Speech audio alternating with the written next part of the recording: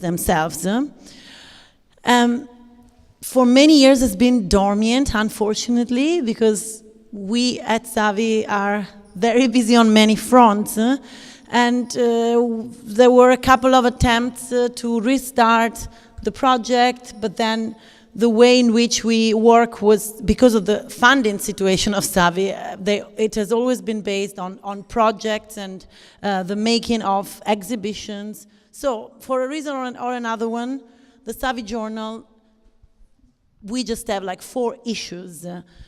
Finally, now, with this small editorial project, we are reactivating it with another 4 numbers, and through the support of the Italian Council, to actually try to analyze a little bit certain reflections within not just an Italian context, but a certain post-colonial constellation around those areas.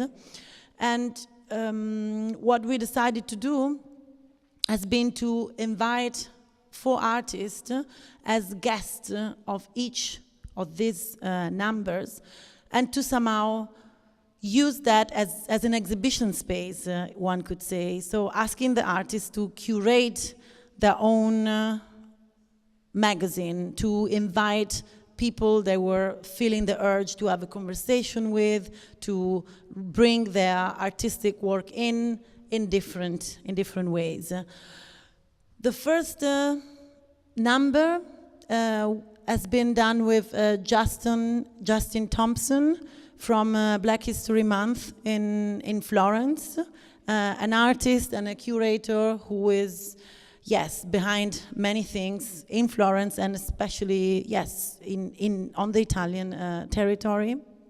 Elena will maybe say something about it, but just to go through the 4 numbers.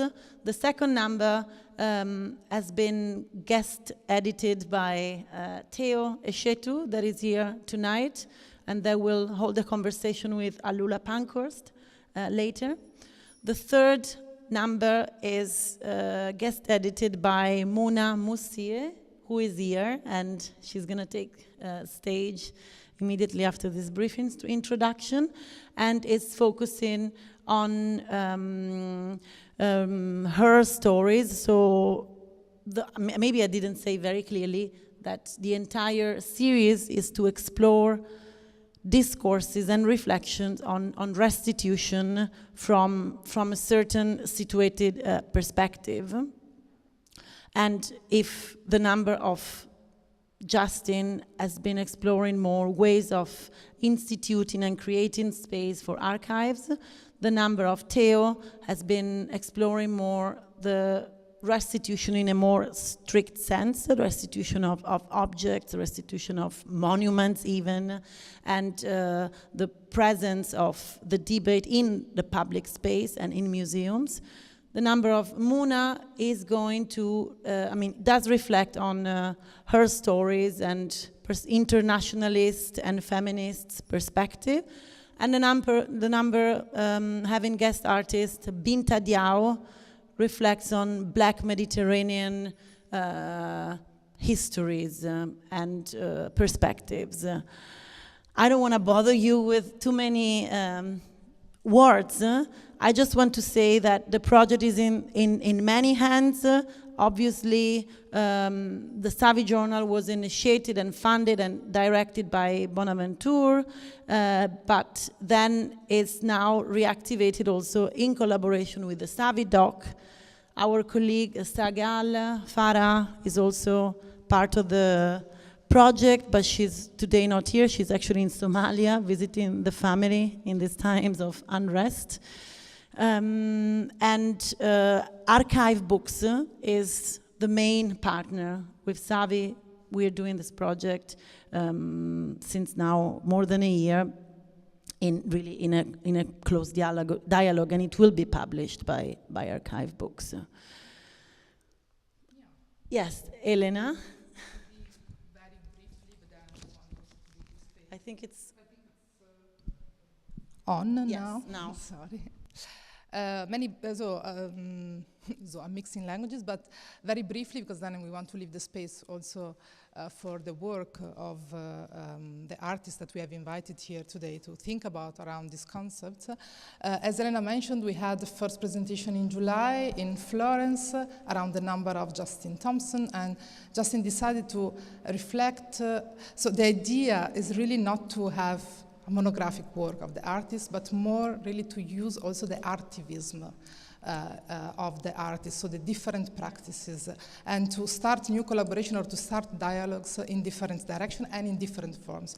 To give an example, the number of Justin Thompson was exploring around the concept of institution and de-institution and practices that are happening also outside or as a counter practices to the institution. And part of this number were also like conversations that were happening in the context of Art Workers Italia. So a conversation about the concept of institutions that was between Arlette, Louise and Dakose, that was also part of the SAVVY, so co-director of SAVVY Contemporary, Mawena Yeose, and Emmanuel Nsunda. So we had also these different conversational formats, let's say. And you can see some previews in the SAVVY.doc, so where we installed like as presentation, and something that also we didn't mention until now, but the poster that you see in the SAVVY.doc space, they are the covers, and that you also see behind us, they are the covers of this series that were conceived by the artist Diana Ejaita, who has been collaborating in all of the 4 issues to develop the covers of the numbers. I would say that we can talk a bit more, like a bit further about the number that was seen Theo Esceto as a guest artist later when we're going to have the conversation. And now maybe we can invite Muna Mussie to join us here and to talk about her work, to talk about her practice, and also to see how her practice entangles with all of these concepts that we have been trying to reason around with this project in collaboration with the artists. We should introduce Muna properly, as we always do, and also mention that Muna will then later speak in Italian. So it's not going to be long. She's screening a film, and we will help translating, but we could also just keep in mind that we can make it quite conversational, and it's not that she talks for too long in Italian and you're spaced out.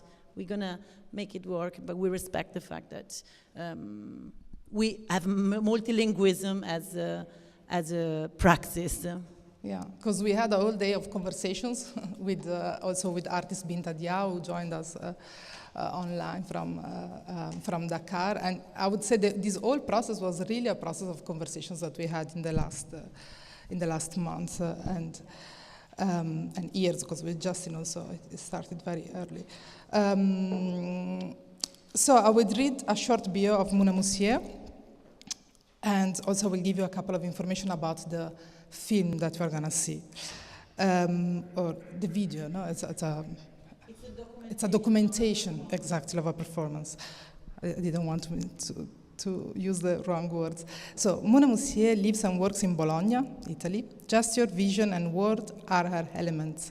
Her work investigates stage and performing arts languages in order to shape the tension resulting from different expressive poles, private and public, memory and oblivion, visible and invisible. Her artistic journey began in 1998, training and performing with Teatrino Clandestino. In 2002, she attended the European Advanced Training School for Actors, and from 2001 to 2005, she was a founding member of the research collective Open. Among her most recent performances and installation, Oblio, Pianto del Muro, this is in relation to what we're gonna see, Persona, Bientôt l'été, PFDJ, Curva Cieca, Curva e Milite Ignoto.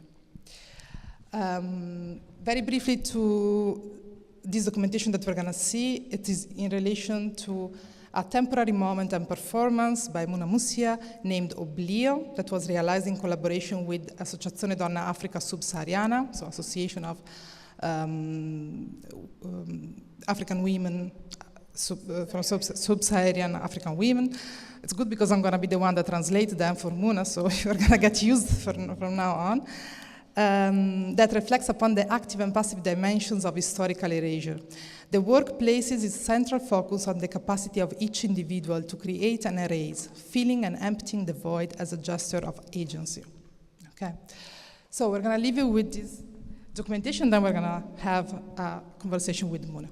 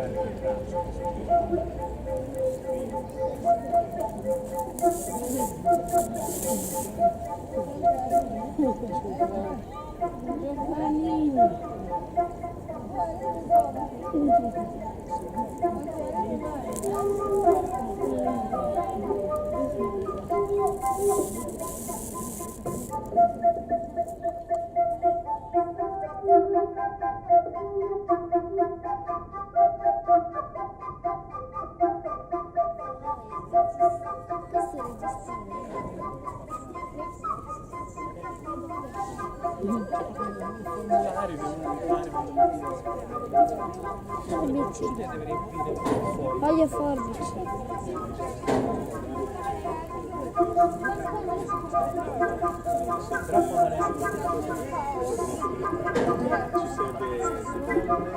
toxic masculinity, the bambino,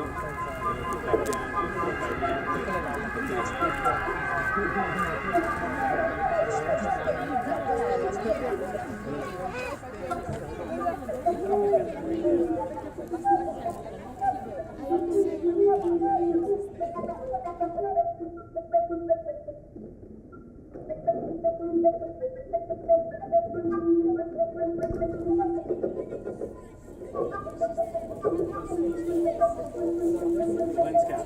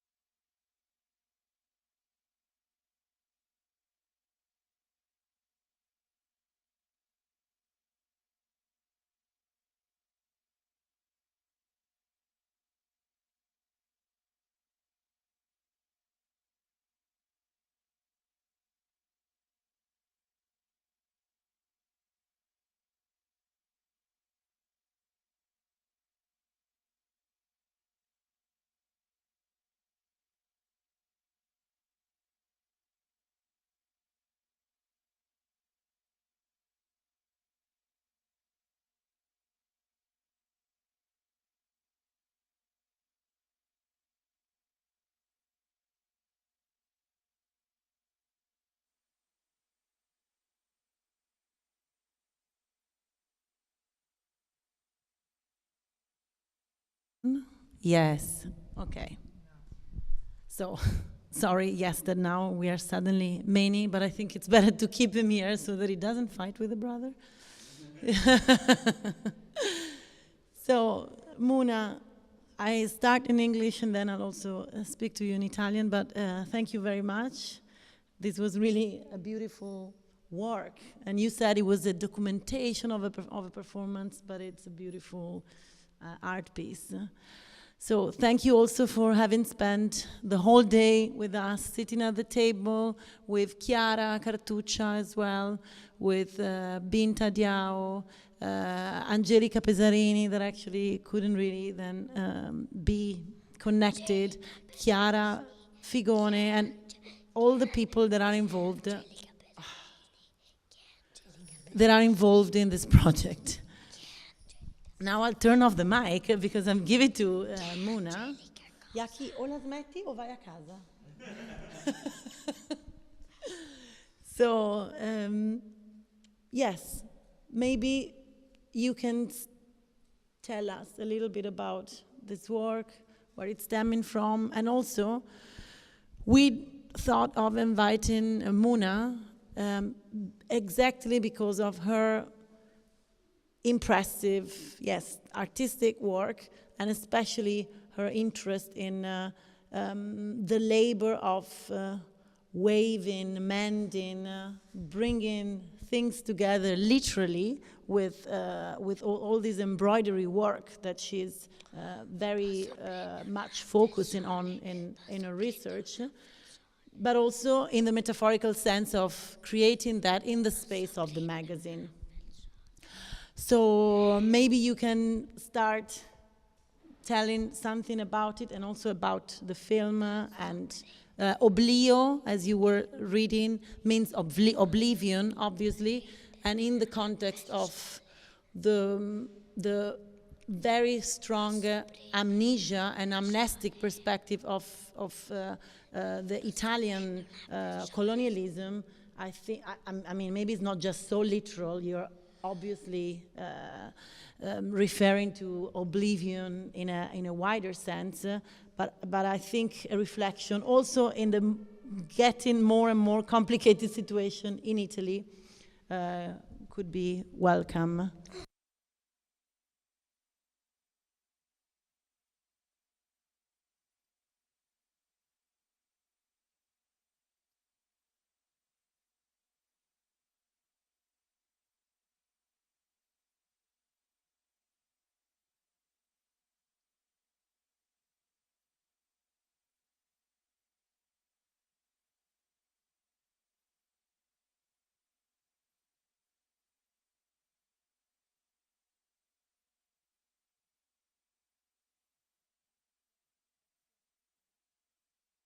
Yes. Ok, grazie a tutte e a tutti, e scusate se non parlo inglese, grazie Elena per tradurmi, e grazie per avermi invitata.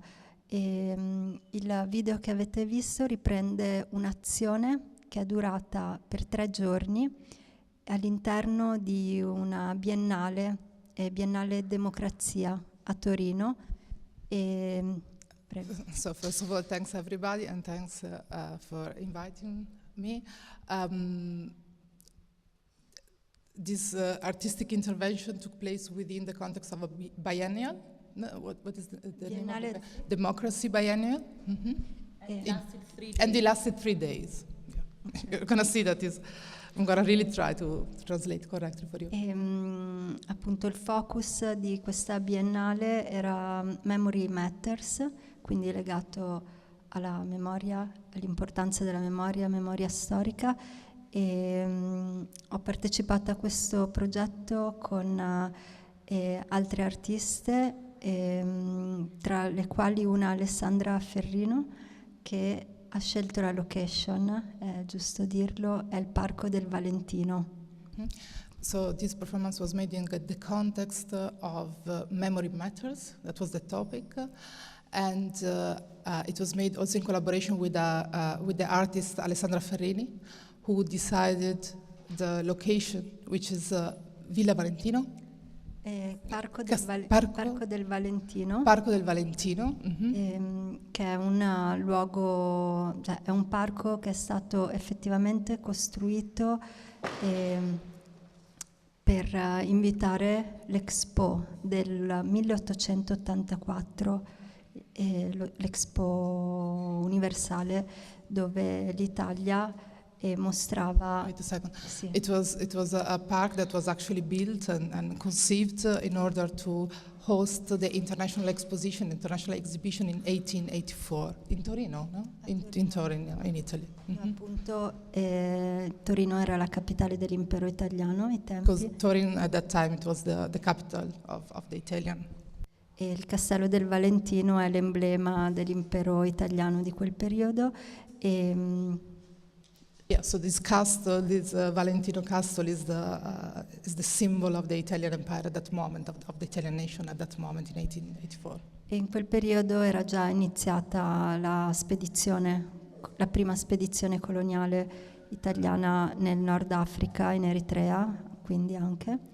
And the first colonial expedition to Eritrea, in North Africa and to Eritrea, was already started at that point in 1884. E l'Expo è stato il momento per l'Italia di mostrare i beni oltremare che possedeva. And the Expo was the chance, was the possibility for Italy to show the possediments outside of Italy that they were holding, that they were having at that time. E una delle dimostrazioni è stata portare un gruppo di persone provenienti dall'Eritrea come figure da esporre alla mercé dello sguardo dei visitatori. And one of these way of exhibiting the Italian colonies was to bring a group of Eritrean people to be displayed publicly in this place. E quindi questo è stato il motivo che mi ha fatto scegliere di lavorare sul concetto di oblio e rappresentarlo. So this was the reason that moved her to think, to work around the concept of oblivion and to represent it. La posizione appunto era quella del frontale al Castello del Valentino, ricreare una struttura che facesse resistenza a quell'emblema. And the idea was to work like in front of the castle of the Valentino and to create like a monument that was kind of a counter monument that was created in opposition to the Castello del Valentino, to this symbol. Una forma di resistenza. A resistance, yeah, sorry, a resistance to this form, to this monument. E, quindi è stata creata una struttura che desse l'immagine del castello da una parte e dall'altra che creasse un ambiente protetto entro il quale poter elaborare. Mm-hmm. So the idea was to create a structure that from one side was representing the image of the castle, but from the other side was creating like a safe space. Esatto. E questo era un'impalcatura, una costruzione di impalcatura che richiama la costruzione e nello specifico per me che chiamava anche la ristrutturazione. I mean, it didn't help, but this was made through like a scaffolds, thanks. And now I missed the second che rappresenta part. un'idea di costruzione, That could represent the idea of construction. ma magari nello specifico più di ristrutturazione della storia in un certo senso. Mm-hmm. But also exactly, okay. no, around concept of reparation and repair. Yeah.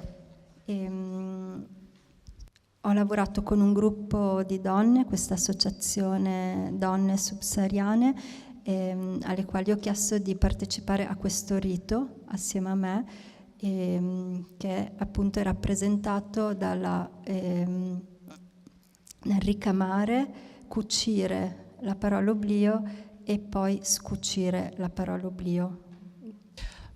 Muna worked with this association of sub-Saharan African women, and and the idea was to collectively, like, to participate in this ritual of embroidering these words of oblivion, and also then to dismantle them, to take them down. Ok, e l'azione per me era metaforica di essere attivi e non solo passivi di fronte all'oblio storico e privato allo stesso tempo. Like in a metaphorical idea, to be active, to actively be part of this action of oblivion, but not only historically, but also privately. Yes, and making and unmaking. Yeah, thanks for supporting Elena, because I had fever for 4 days. E quindi appunto era ritualizzare, cioè, un momento appunto storico che era legato all'essere esposti e nello stesso tempo lo si poteva ritualizzare in una condizione di non essere esposti. Okay, ritualizing like an historical moment of being exposed, but ritualizing it in a way of not being exposed, like having the possibility, no, of not being exposed. Esatto. E per me era, come dire, importante che appunto si riattivasse la storia attraverso un'azione, nel senso che la storia risulta sempre molto consegnata e non vissuta in quanto passata, e in questa... Scusa, so it was important to reactivate the history in a way, in an active way, to participate and not take history as something simply given, no? To us. Esatto. E quindi sono i corpi che possono attivare la storia. So the bodies can activate history in this E sense. quindi i corpi di queste donne, inclusa me, che ero assieme a loro, e agiva sulla storia. So the bodies of these women, including Muna, who was also there, was acting, like was taking action on this history. E quindi ricreando un posizionamento al presente su ciò che è passato e riattivando anche l'oblio, scusami, che è storico, anche quello. So reactivating in the present something that is past, but also The Oblivion, the oblivion. che è very una parte fondante della storia, nella misura in cui tutto viene rimosso. So the oblivion also as a foundational part of history, in the way things are removed, things are cancelled, things are also left behind, in a sense, in the narration. No? Non so se ci sono delle domande. Yeah, maybe I would also, I hope it was understandable, the translation. Yeah, so we open it already to the public in the conversation. If you have first questions, if you have, of course, anytime you can raise your hand and enter the conversation with a question. But at this moment, do you have any question to Muna or to the If video? you have, not obligated.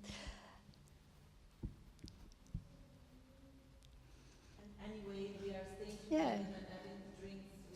Yeah. We can always have conversations also later. Do you, Elena, have a question? Otherwise, a couple of questions, but I think to keep also the rhythm with people that are following home, maybe we go to the second and last conversation, and then all together we do like maybe a final then conversation and round-on question. Yeah. Perfect. Thank you, Muna, for presenting your work to us, for your beautiful work. Thanks a lot.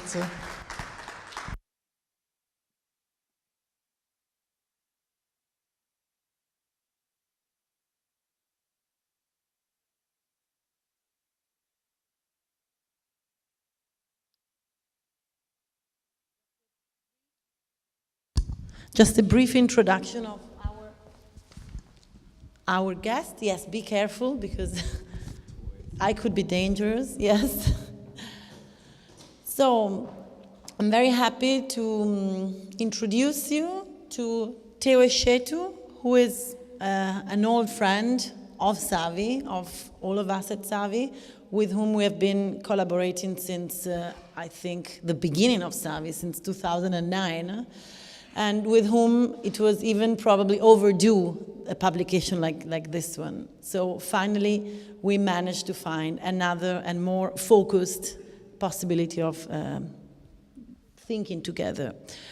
I'm also happy to welcome Alula Pankhurst, a social anthropologist and scholar from Addis Ababa, who will actually talk about his work. I have a very formal introduction, but I think it's better that it comes with the flow of talking.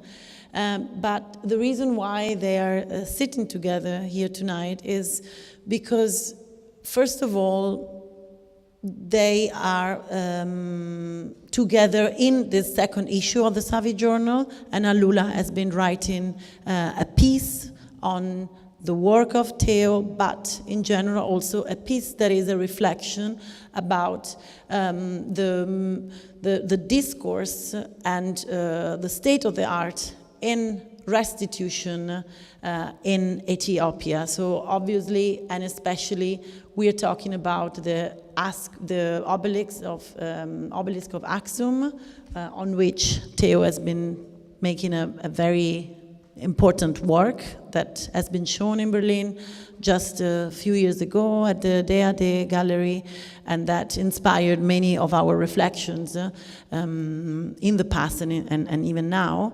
And that was also then an occasion for Alula to write and reflect about, yes, the state of the arts in regards to the many other pieces that, of course, are waiting to be restituted from Italy, especially because we were trying to focus on that context, but of course also from the UK and other parts of the world, probably.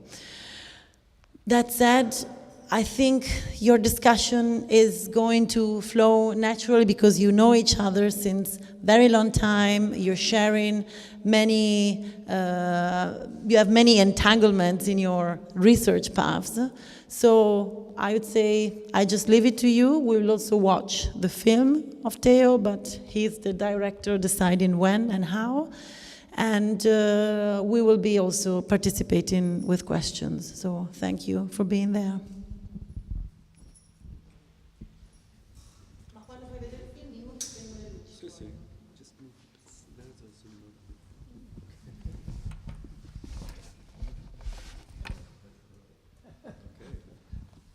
Well, welcome everybody. Glad you're here. We'll be talking about the Aksum obelisk as well. Actually, we're here, of course, to talk about the topic of restitution, which has, of course, become a topic that is very topical, very debated in many aspects. It's something which is worrying a lot of museums.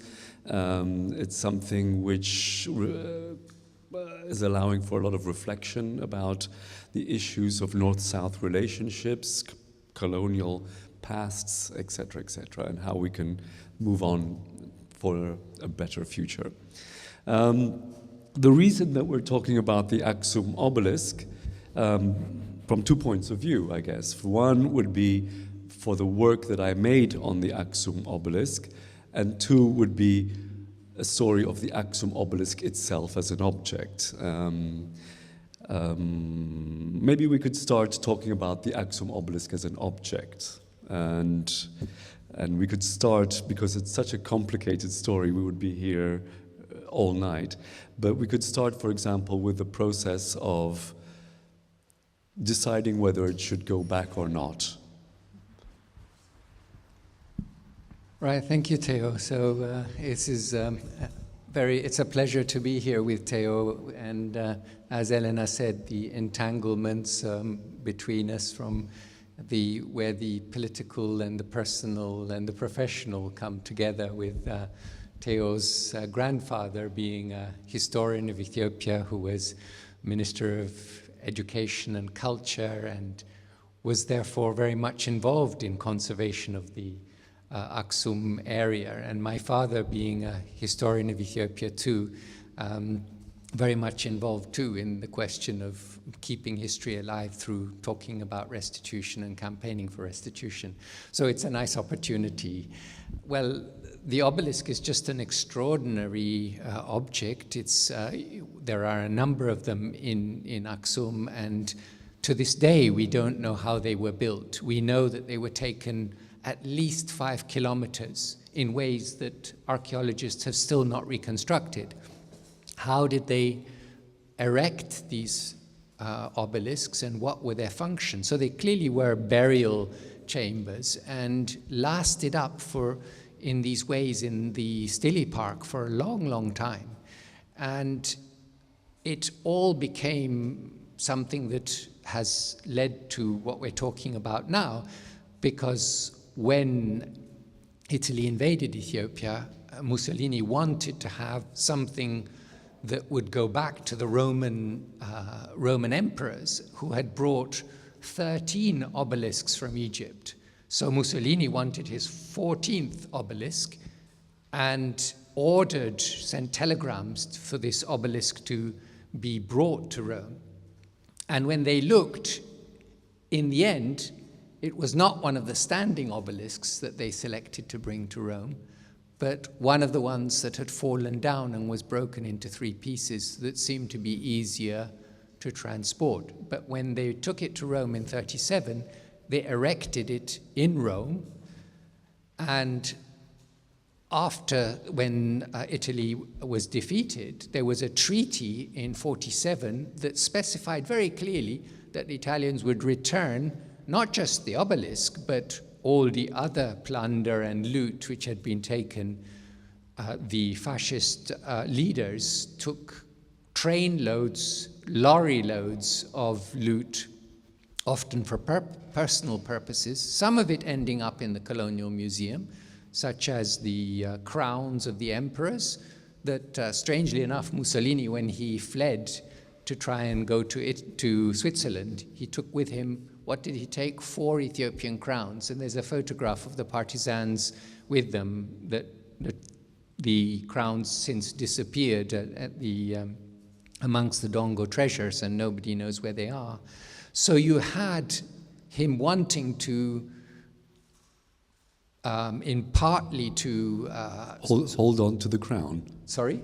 He wanted to hold on to the crown. He wanted to hold on to the crown, but he also wanted to have this symbol, which was a symbol of power and linking with the Roman emperors.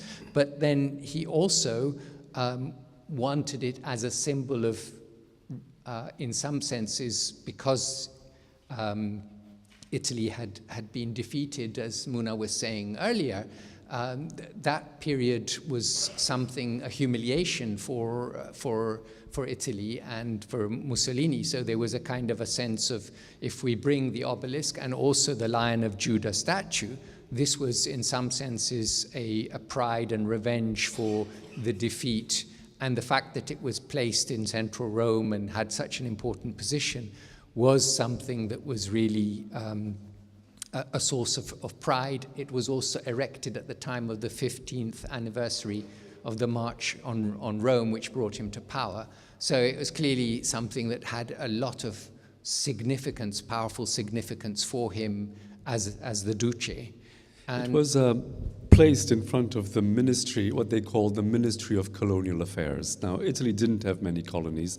It had 2, maybe, but they had a big building which was called the Ministry of Colonial Affairs, and it was in front of the Ministry of Colonial Affairs that this monument was placed.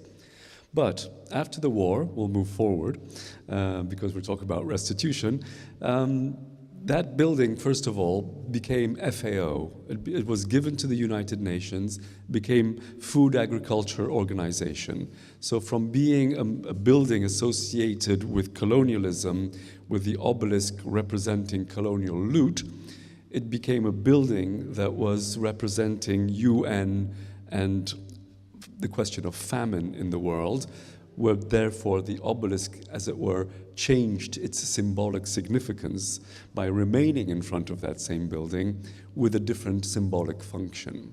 And so that's an interesting transformation already from a pre-Christian to a Christian to a Ethiopian to then a fascist to then a post-fascist symbol. It's an object which is supposed to represent one thing, but it changes significance over time. I find that. Yes, that is very interesting. And what's also quite, what makes it in some senses unique is that whereas many of the other obelisks are clearly labeled in Rome, which of the emperors brought them, and they have been transformed, the obelisk that we call it an obelisk, it's a stele, and it was called obelisk in order to be able to make the connection with the ones that were taken from Egypt. And there was nothing to say that it came from Ethiopia. So it was one of these objects which was there, but most of the Roman population had no inkling what it was doing there. In fact, when Ethiopian parliamentarians went to UK to visit the parliament there, and on the way back came to Rome, they stumbled across it and realized that it was the one that was taken. But it was one of these objects that partly lost its significance and really only began to gain its significance again when there were the attempts to think about restitution. So 47, there was the treaty, the promise to send it back within 18 months, everything, and then nothing happened for a long time. Then 56, another treaty, and the obelisk was in an appendix, and this time the Italian government said, well, we'll take it up to Naples, and then if the Ethiopian government wants to take it from there, they're welcome to take it. Obviously, this was a way of avoiding that. The emperor, the parliament said the Emperor Haile Selassie shouldn't come to Rome until the obelisk was returned, but I think he actually wanted to come to Rome, so he ignored that, and in 1970 he did come to Rome. And then gradually, when it was not really till the 50th anniversary of the Italian surrender that the issue was again raised by Italian academics and activists, and gradually a momentum grew, and the Ethiopian parliament again made a request. And there was a lot of resistance, of course, by Italian neo-fascists who even talked about the obelisk having become Italian and shouldn't leave, and that it would be too difficult and too complicated to take it, whereas it was shipped incidentally in a ship called Adua, which was very symbolic, and then transported by train to Rome. So then when it was a question of taking it back, it was clear that it was easiest to take it with by plane. There was no plane in the world big enough to take it in one piece. But before you go to the plane, I would like to say that two celebrated anti-fascists were Alula's grandmother and father, and it really is, I think, the very beginning of it becoming conscious in the Ethiopian imagination that this restitution was a necessary thing, was when Alula's father met with a few of his friends in their local tailor. Tell me if I'm wrong, but this is a story I got from him. Meeting in their local tailor, Alula's father was saying, because of this treaty, because of this and because of that, it is necessary that the obelisk comes back. And of course, the Ethiopians were saying, yes, it should, but it'll never will. You know how these things go. There's always a good intention, but the sheer work of dismantling an obelisk and sending it back is unlikely, let's just put it that way. But Alula's father decided to organize, tell me if I'm wrong, they said, well, let's chant "Return Our Obelisk" during the interval of a football match in Addis Ababa. And so him and his friends had placards, I believe, marched around the football stadium during the pause of an important football match saying, "Return our obelisk, return our obelisk." Let me just add a little bit to the story. Well, I mean, I think it's also important to say that Teo's grandfather was also one of the really important people in the committee, and that there was a parliamentarian, Amade Lemma, who was the one that passed the motion that said the emperor shouldn't go to Rome and all kinds of other factors. So there was a history to it earlier, but you're quite right that there was this demonstration at the stadium where the Olympic runners with the whole audience then joining in the chorus of Return Our Obelisk. Exactly. Which then made it become a very popular thing, and it entered people's imagination as something that was worth considering and worth doing. Of course, I was living in Rome, and my father was working at FAO, the building in front of which the obelisk was. So it's a building that I've known since my childhood. And when I had finished making a film about my grandfather, which is how I met Alula, I decided to start work on a new project about the obelisk. And because I had heard rumors from Alula's father that it was planned to be returned. So I'd been following in the press, is it going to be returned or is it not going to be returned? It seemed unlikely to me that it would be returned, but I was ready for a project about it. And of course, lots of debate over the course of the years. And then you have to talk about the divine intervention. Right. Right, because of course there was a big funding by UNESCO to do a feasibility research on the monument to see whether it could actually be returned or not. And so a very large figure was spent to do this research on feasibility, transport, dangers, expenses, damage to the structure, etc., etc., etc. And I would say more or less after 3 years of very, very in-depth research, it was decided that it should just stay in Rome because it's simply too fragile and risky to transport it. Story ended. That was it. My project ended, the whole debate ended, and there was no way the obelisk was going to go back. And so that's how the story should have or could have ended, except for some very unusual event that took place, I believe, 2-3 months later, that decision, 2 months later, which is not very much, considering it had been there for 70 years, 68 years. It got struck by lightning and got damaged, and the tip of it broke and fell down. And then the question was, oh no, we said it was too fragile to travel, and now we're gonna have to rebuild the scaffolding and fix it. But then, of course, if it can be fixed, then it can also be dismantled and transported. So that whole issue became such a headache that they decided to dismantle it and put it in storage at the Rome military airport for, I believe, 2-3 years. That's right, and so there was that bolt of lightning was a strange, divine intervention in the story.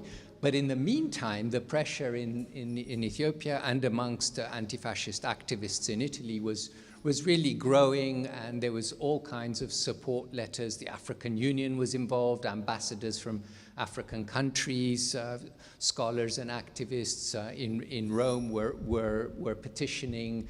There was the biggest public petition in Ethiopia was signed in Aksum with, I think it was 14,000 signatories. And so there was this pressure building up. The Ethiopian parliament, the federal parliament this time, the imperial parliament had already passed a act on this, and then the federal parliament also made its voice known. So I think the sort of sense in Italy that this was something that, well, we just have to we have to deal with this. It's getting too much pressure.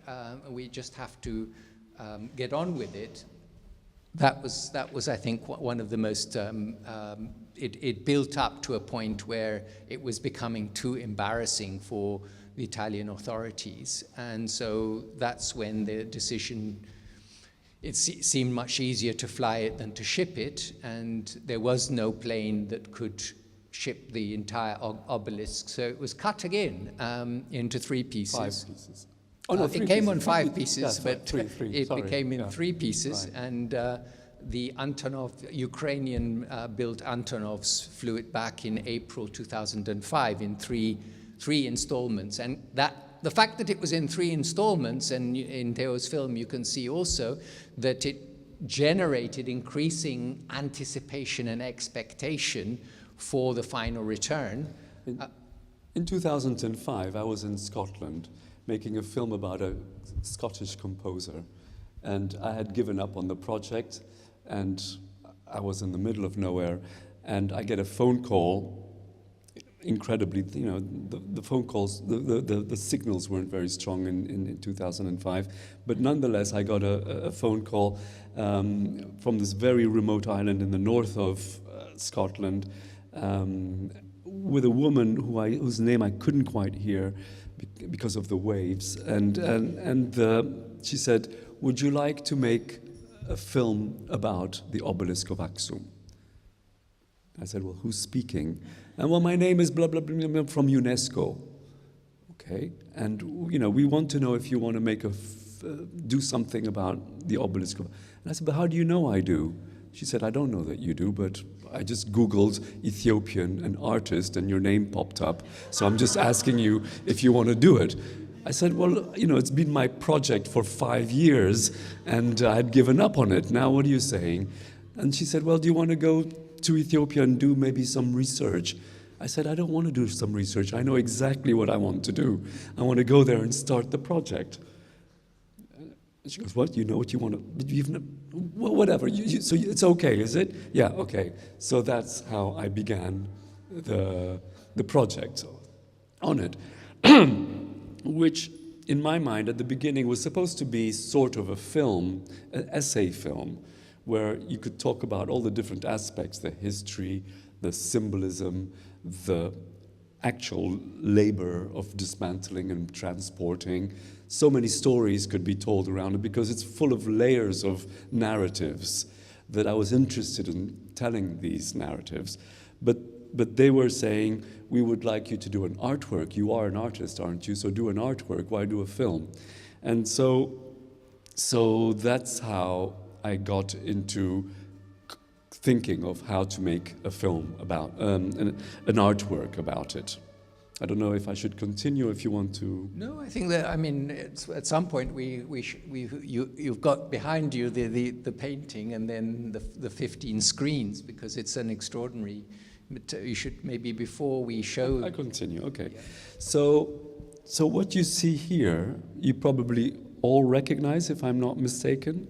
It's a traditional Ethiopian painting, and it's a painting which you could find in a tourist shop, or you could find in a museum, because it has its old tradition, but it's also a very popular type of depiction. And what it depicts is the legend of the Queen of Sheba, which is a kind of a old Ethiopian monarchic justification for ties with King Solomon. It's a kind of origin myth which the Ethiopians have adopted. And it tells the story of, I won't go into it all, but you know, a goat is given to a dragon representing evil. The goat is fed poison, and the poisoned goat is fed to the dragon. And the king says, when the dragon is defeated, my daughter will become king.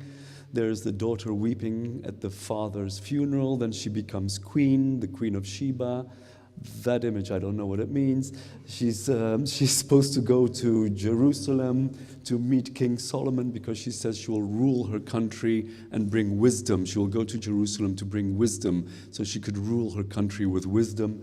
So she meets Solomon, the very famous Solomon meets Sheba. That's a kind of an epic moment of the narrative. Big feast, don't take anything from my castle. Then he wants to marry her. And rape scene. Sorry? Rape scene. There is a rape scene that's missing, yes. I mean, he says, you could stay in my palace as long as you want, as long as you don't take anything from me. So she says, well, you silly man, why? I have come here for wisdom. I haven't come here to take anything from you. And so he says, fine. So she goes to bed. And at night, because of the celebrations and all the spicy Ethiopian dishes, she Solomon's dishes, not the Ethiopian dishes, she wakes up thirsty and gets a glass of water. at which point the king catches her, saying, "Ah, you have taken my water, my most precious asset," and uses that as a pretext to get the better of her. So the legend has it. The next day, of course, he says, "It was a wonderful evening. Why don't you stay with me, become my wife?" And she said, "Sorry, I've come here just to gain some wisdom, and I need to go back and rule my country." And so her and the maid give birth to a child, and then the child, when it's young, has the kids tease him. They say, "You don't know who your father is. You don't know who your father is." And so he says to his mother, "Well, who is my father?" And she says, shows him a mirror and says, "When you see a man, go to Jerusalem, and when you see a man with your face, you will know that that is your father." So he goes off to Jerusalem, sees it, and the father, King Solomon, says, "We've had a lot of trouble here lately with a lot of wars and a lot of people, wanting to take over this city. And so we have something really precious, which is the 10 Commandments. And I'd really like you to take this back with you to Ethiopia and keep it safe there, because here there's just a lot of trouble going on." So he goes back with the first son of the rabbis, which is the tradition of the Falasha Jews being descendants of these rabbis who accompanied Menelik back. And that's how the founding of the Empire of Aksum is created, with the presence of the 10 Commandments in Ethiopia. That is the founding root of the motivational root for the existence of the Empire of Aksum, which is in the last tableau represented with the 2 obelisks. So in a sense, this is an origin story of how the 2 obelisks were there. And we know the 2 obelisks, the symbol of twins, like the Twin Towers, for example, is the symbol of a birth of something new. So the 2 obelisks are the birth of a new kingdom, a new power, a new society, etc., etc., etc. So I decided to use this painting as the starting point for my art piece, which was a video. I'm a video artist, so for a video installation. So you've got to imagine, and we could press play at this point. And feel free to interrupt me, and I'll talk through it as we're watching it, so we don't have a long screening. It's only 20 minutes, but maybe I'll just talk through it.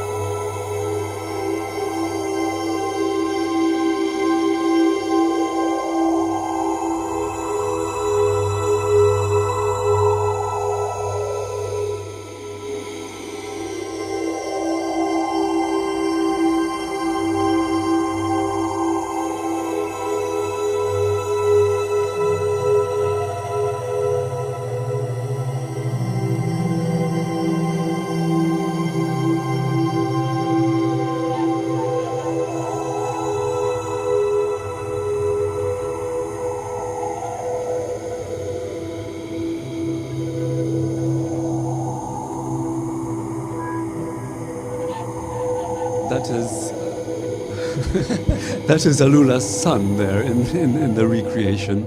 And so basically this is a scene that was shot in Konjit, who was Alula's wife's art gallery in Addis Ababa. And she did the casting for me as well, and the costumes.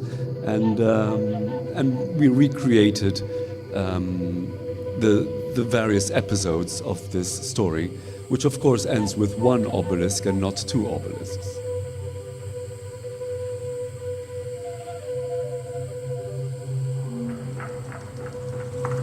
Cuts abruptly to a totally different scene, and here what we have is the castles of Gondar, the site of the Battle of Adwa, a famous battle that where the Ethiopians defeated the Italians.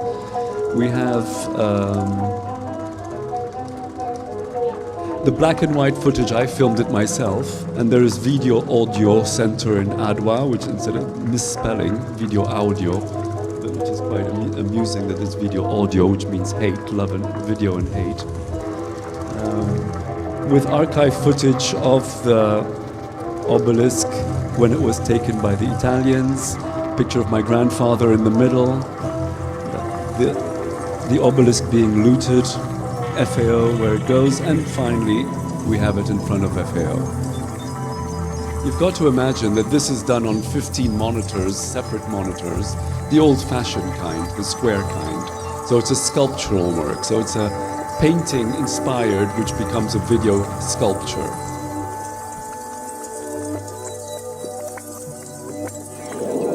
This is the Antonov, inside and outside, and the arrival of the first piece in Aksum.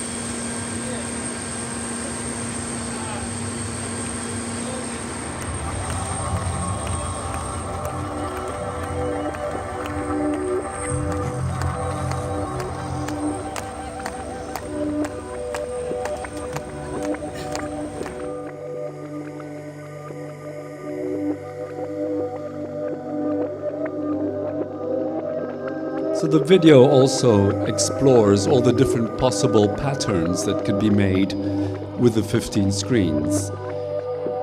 It's not just multiplied, there's various visual configurations. And the juxtaposition of historical different periods at the same time, as well as synchronic, following the story.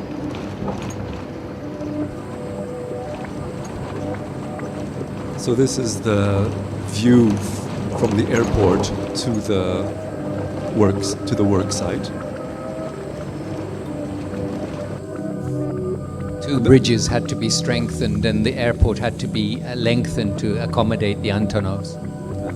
And the first thing I see is a goat, which kind of recalls the beginning of the story of the goat being poisoned and then given to the dragon.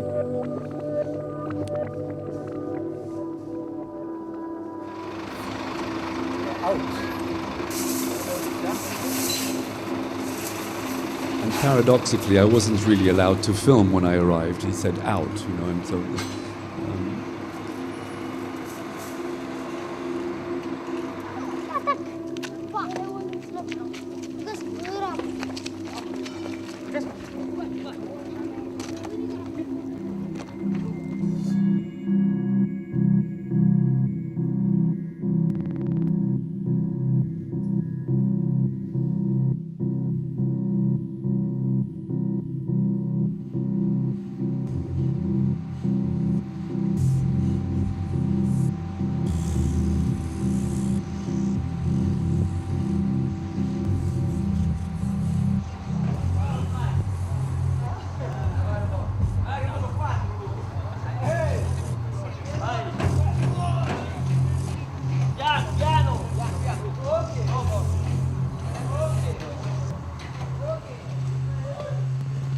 This is the foundation of it, and this is the first piece that goes. There was a big debate whether it should be erected where it initially was, and archaeologists were worried that it might affect the other standing obelisk or that there might be burial chambers, but they did some archaeological work. The obelisk was only re-erected 3 years later in 2008 for the end of the Ethiopian millennium. We arrived in 2005.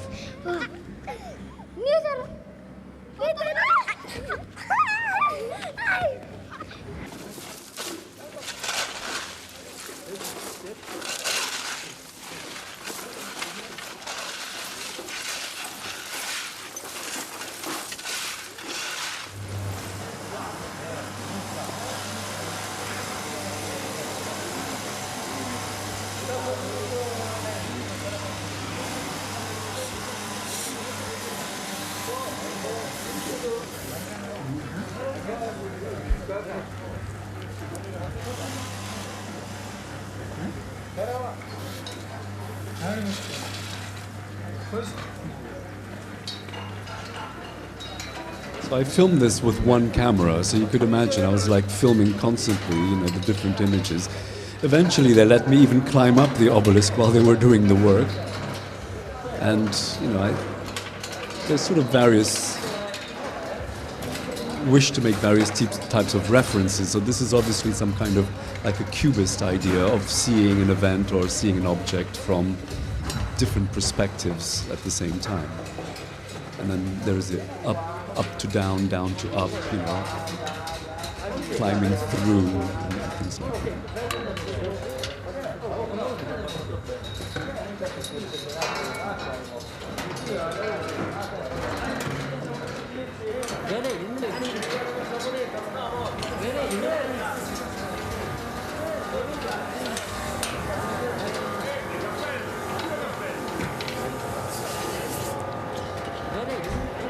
He's saying I shouldn't be up there. And you could see the Church of Assumption, where the ark, the stolen ark from Jerusalem, should it be restituted?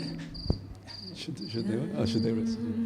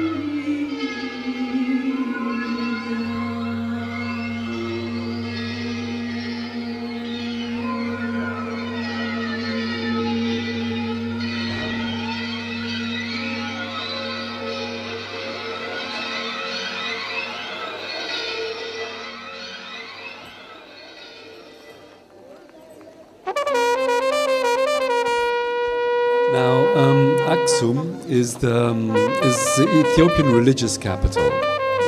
Could you lower the sound a bit? It's the okay. So no, Aksum is the Ethiopian religious capital. There is a state capital, but historically Aksum is the religious capital. So it has a very religious character. In the past, emperors would get crowned in their capital once and then in Aksum a second time. So it has a very strong ecclesiastic tradition, and so here that is sort of emphasized by almost like a cross-like composition of the images, the way they're mirrored and the way they're composed. And so, this is to give a kind of background context of the location in which the obelisk is being returned.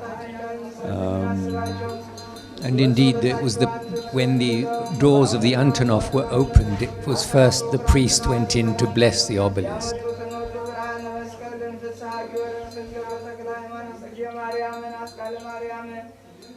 ሁላችንን ክርስቲያኖችን ሁሉ በሳዊት መንግሥት አስባቸው። አቤቱ አጥብ ባሪያህን አስበኝ። አቤቱ ሕዝብህን አድን። The obelisk that was erected before the kingdom of Aksum had become Christian.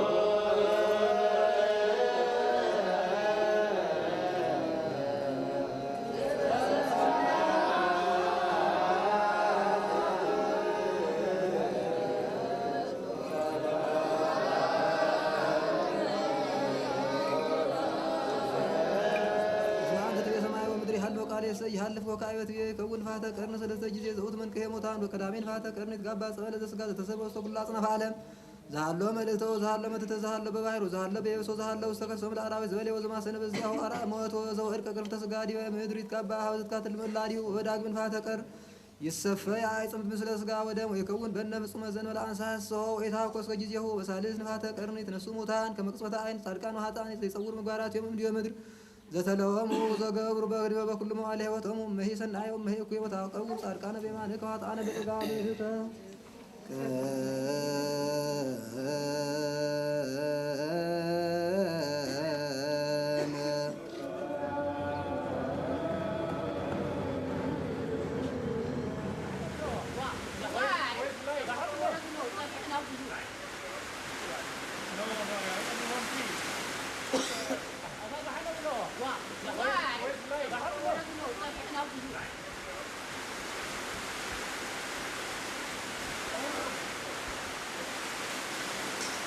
So the obelisk escapes the lightning in Rome and the pollution of Rome and has the downpours in Aksum.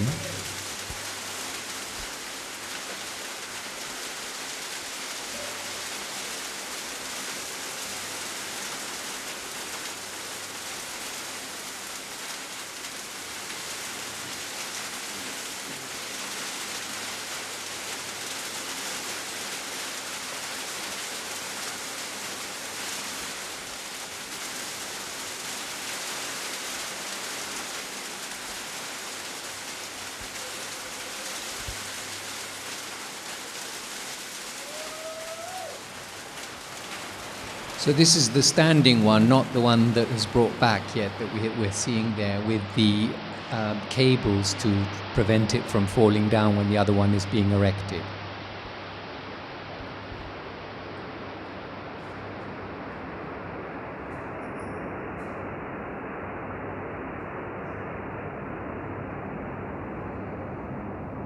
And there was a debate whether it should be left as the Italians found it in 3 pieces or erected, and in the end the Aksum Return Committee was argued that it should be put up, and at the ceremony the Italian ambassador was saying, well, we're going beyond the call of duty and we have cancelled the debt 100%, he said.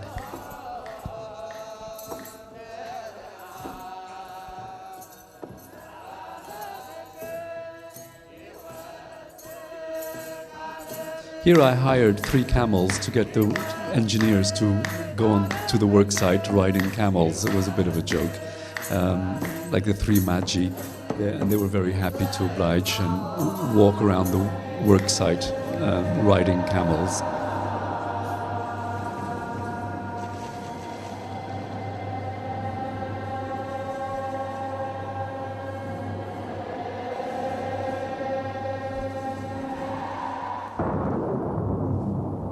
And the lightning strikes.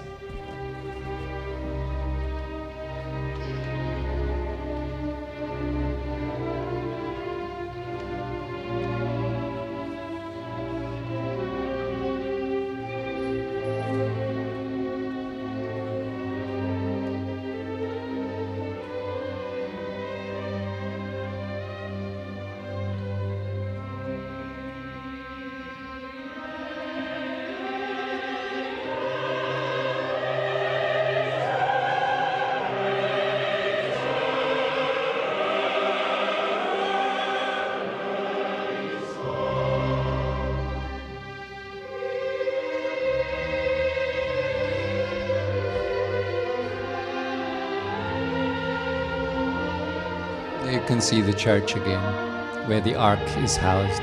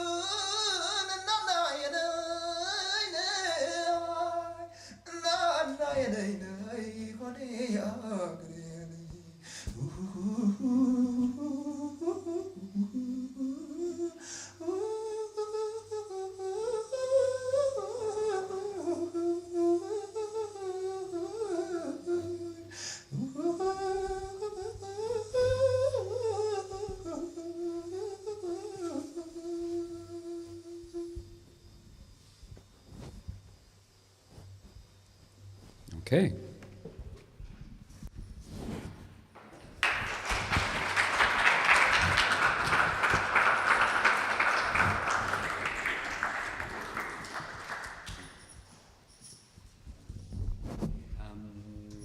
Yeah, so then it made it back to Aksum.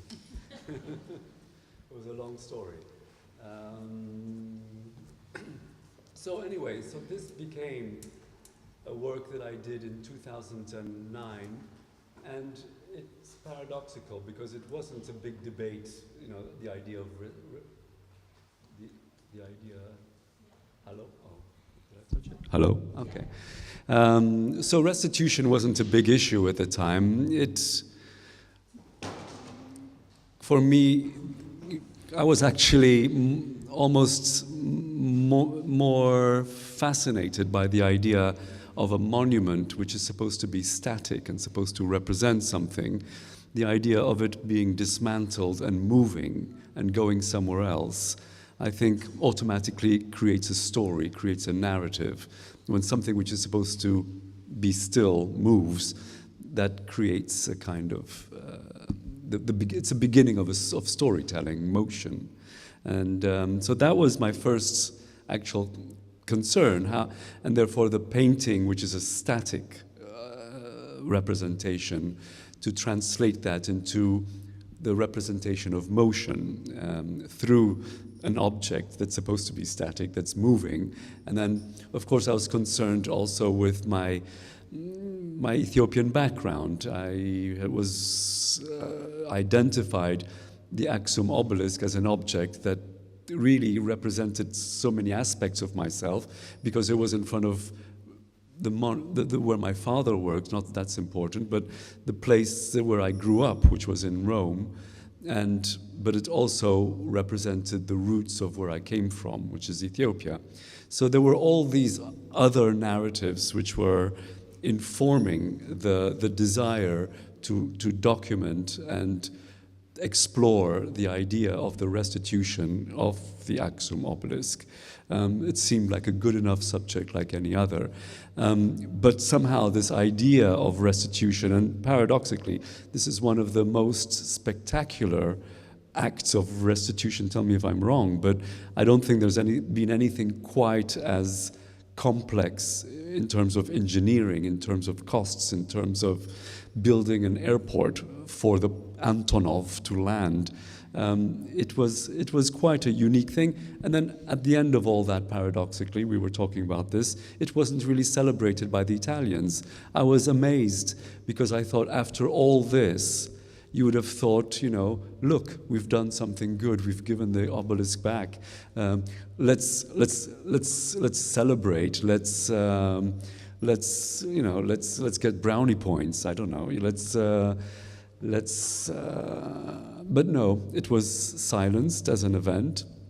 The place where the obelisk now used to stand is a bicycle path, and its memory back in Italy has totally been erased.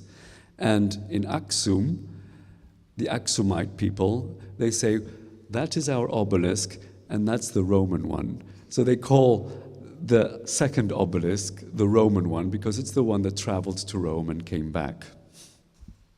Yes, so Teo's quite right that in a sense this was something that the Italian government, in fact it was the Berlusconi government that did it, kind of felt pressured into doing, but it's not something, sadly, that was celebrated, because Teo's absolutely right. There's never, ever, anywhere else in the world been such a massive object moved, and it's the biggest kind of restitution that happened anywhere.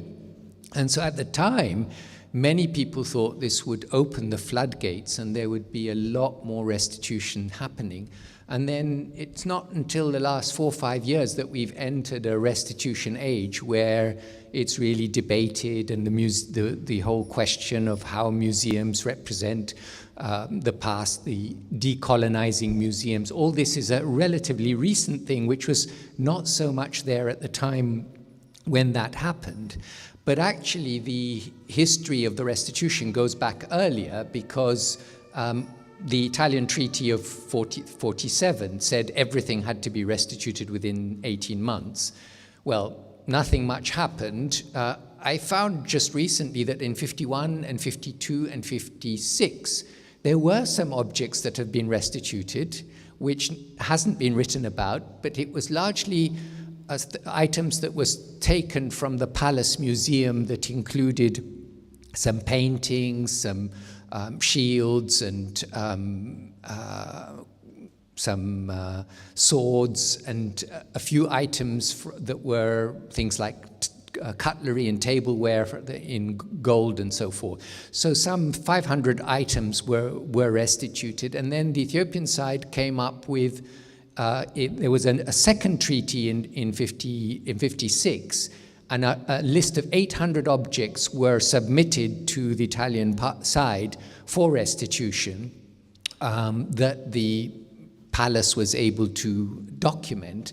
And none of those objects, except the Lion of Judah, so the Lion of Judah was a very interesting case. It was actually restituted in 1960, and this, Mussolini had a thing about lions, and obviously the lion was also the symbol of the Ethiopian royalty too, and the link with the Lion of Judah and the story of the Solomon, etc., etc. So it was a highly symbolic thing, and in fact Mussolini asked for it before the obelisk. He kind of, in 36, he wanted to have a commemoration of his declaration in 35 of the conquest of 36 of the conquest of Ethiopia, with the first anniversary.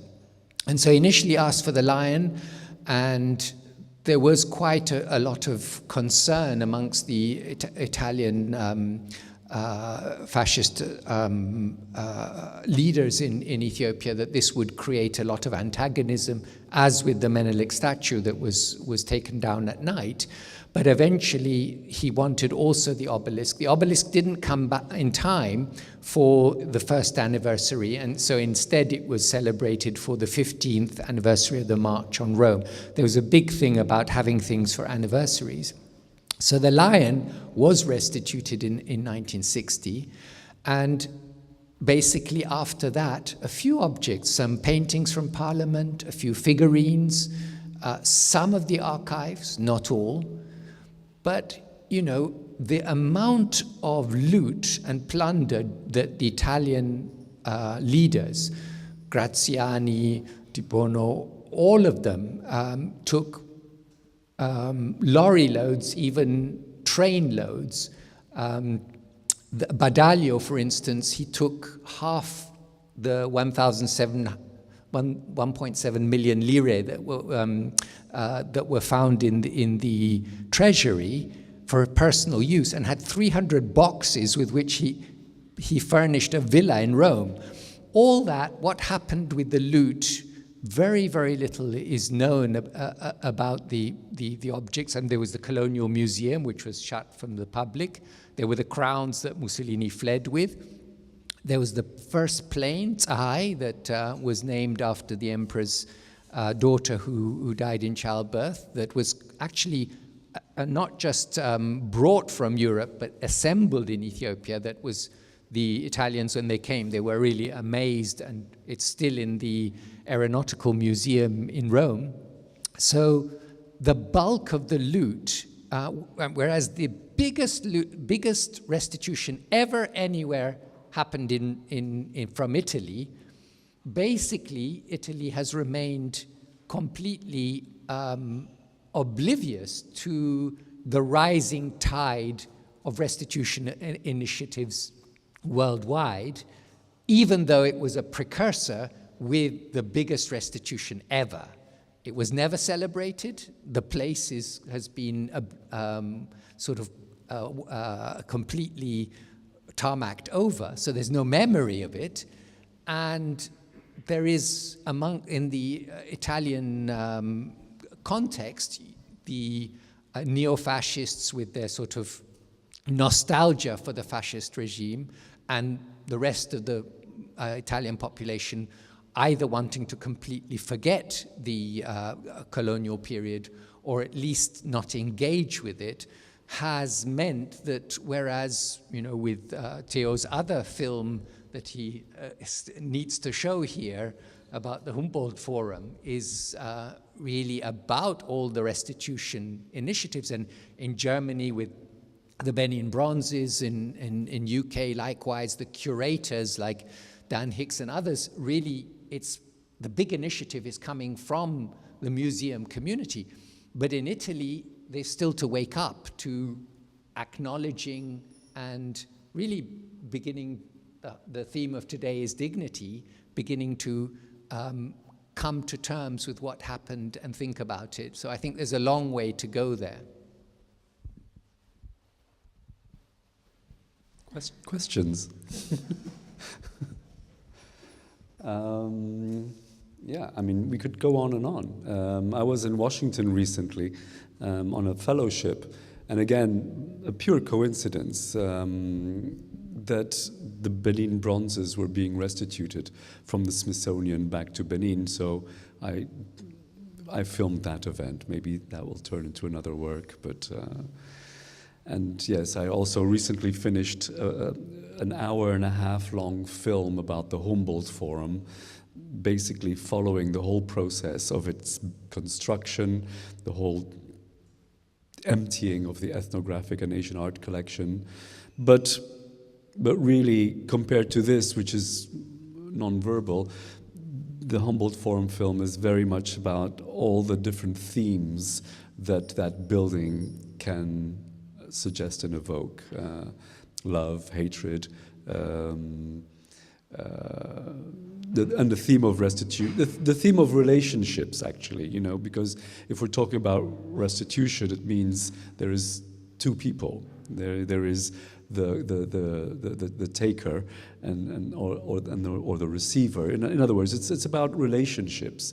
So it's a very interesting way to, and that's something that's actually really guided all the work that I've done, this exploration of relationships between, it could be just between couples, but it's between different cultures, and I think that's kind of in my DNA of being half Ethiopian and half Dutch, actually, born in England, living in Italy. This idea of relationships between cultures is something at the very root of my practice. Yes, and I think, well, your Humboldt Forum film also raises the question of objects that are decontextualized, lose their significance, particularly their spiritual significance in a secular world, and taken completely stripped of their background, their context, their humanity, the humanity of objects, and their sacrality completely gets lost in these processes. So it is a questioning of all that. But I think you're also very perceptive that the whole debate on restitution is very much a question of how it can help us bring history alive and transcend and rethink the whole ways in which the understanding in places like Germany of the colonial heritage, and that it can be a way of renewing relationships rather than cutting them. In other words, in much of the sort of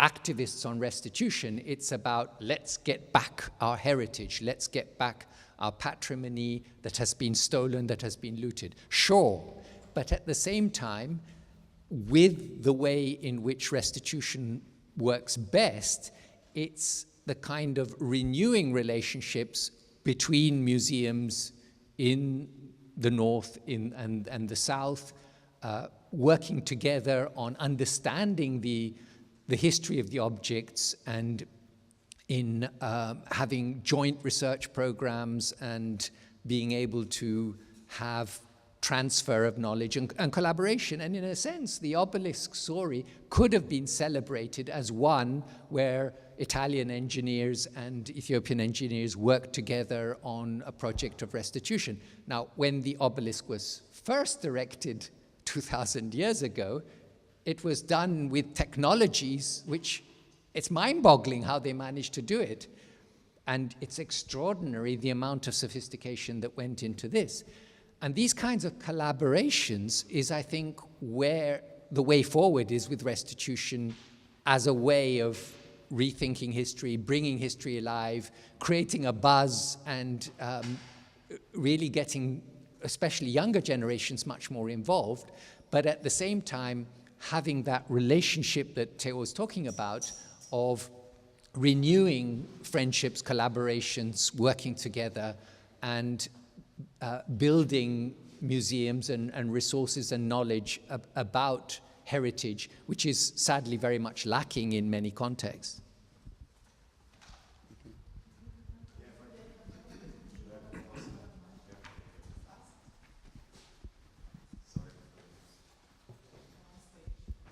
Thank you very much for this conversation. That was very interesting, and I like the running commentary on the film as well. I wanted to whether that would work or not.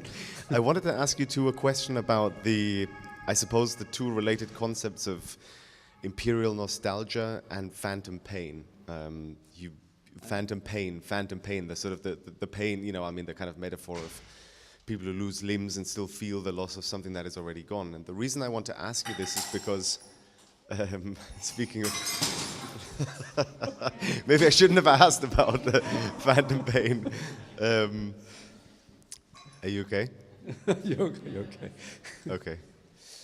The reason I wanted to ask is because, you know, you both commented on the fact that there was an absence of celebration of the restitution in Italy at the time, and I have a feeling that you're both cynical enough in some ways to, of course, appreciate the fact that that didn't take place because it was in a context in which still amnesia, you know, is and sort of various forms of verdrängung, of pushing away of these kinds of acts was predominant. But of course, the main reason why we can still build something like the Humboldt Forum and why we're only finally talking about restitution is precisely because places like Germany, certainly England, Italy as well, they all are involved in processes of an incredible nostalgia for something that they've lost, which is the supposedly grand empire, you know, the significance on a world stage. It's you know, a lot of the reasons why we're returning to fascism, why we're rebuilding Prussian castles, is because there is an urge or a desire, unfortunately, you know, to go back to this grandeur. So in some ways, I would actually like to ask you something else, not why wasn't the return celebrated, but is there a sense in your understanding in Italy, or perhaps amongst Italians in Ethiopia, for a sort of phantom pain, so for a sense of loss of these objects? And I'm saying that deliberately, provocatively, to try and understand the psyche of, you know, I suppose post-colonial Italy a little bit better. Is there you mean was there a sense of loss of the obelisk among the exactly. Ethiopians? In the same sense that the Brits don't want to give back the Elgin marbles because they somehow feel like, you know, it's something that pertains to their understanding of themselves as empire. So I'd be curious if you could comment on that a little bit. You know. So you're talking more about the way the Italians felt about keeping the obelisk. Yeah, or you know, and whether there's a discussion about, you know, this shouldn't have gone back, and you know, we've lost something that was, you know, an imperial possession.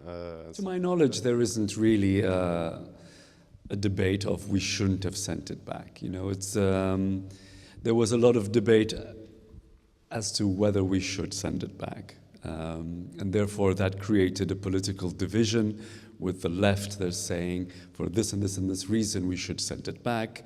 You know, treaties, friendships, a moral positioning of an ideology. And from the right-wing perspective, it was acqua sotto il ponte, you know, it's our history, hey, it's what happened, you know, it's a kind of a different wish to interpret.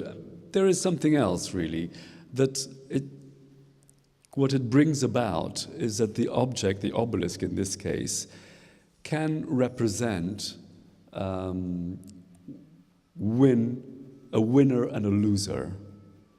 And of course, if you translate it into a winner and a loser, then nobody really wants to be the loser, you know?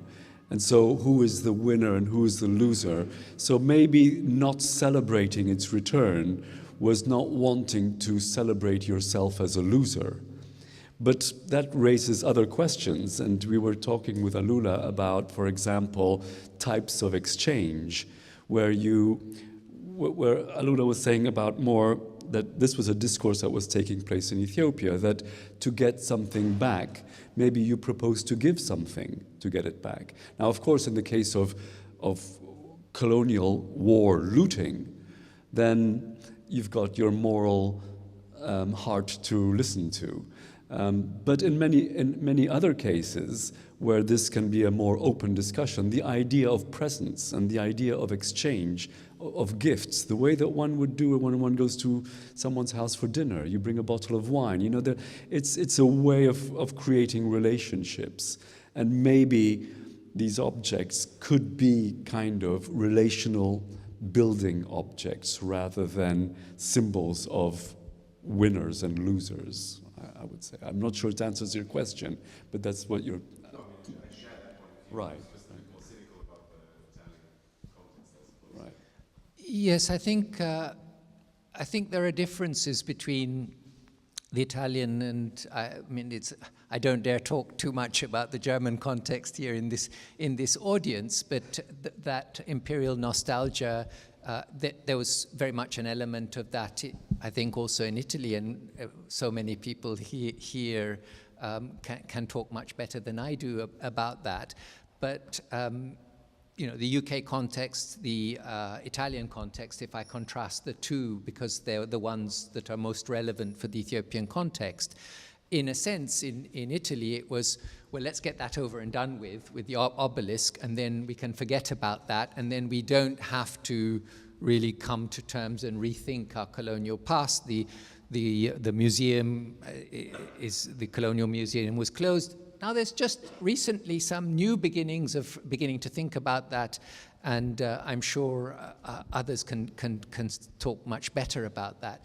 Now, if you compare that with Britain, in the UK, as you said, there was this nostalgia for the lost empire, which may even explain Brexit.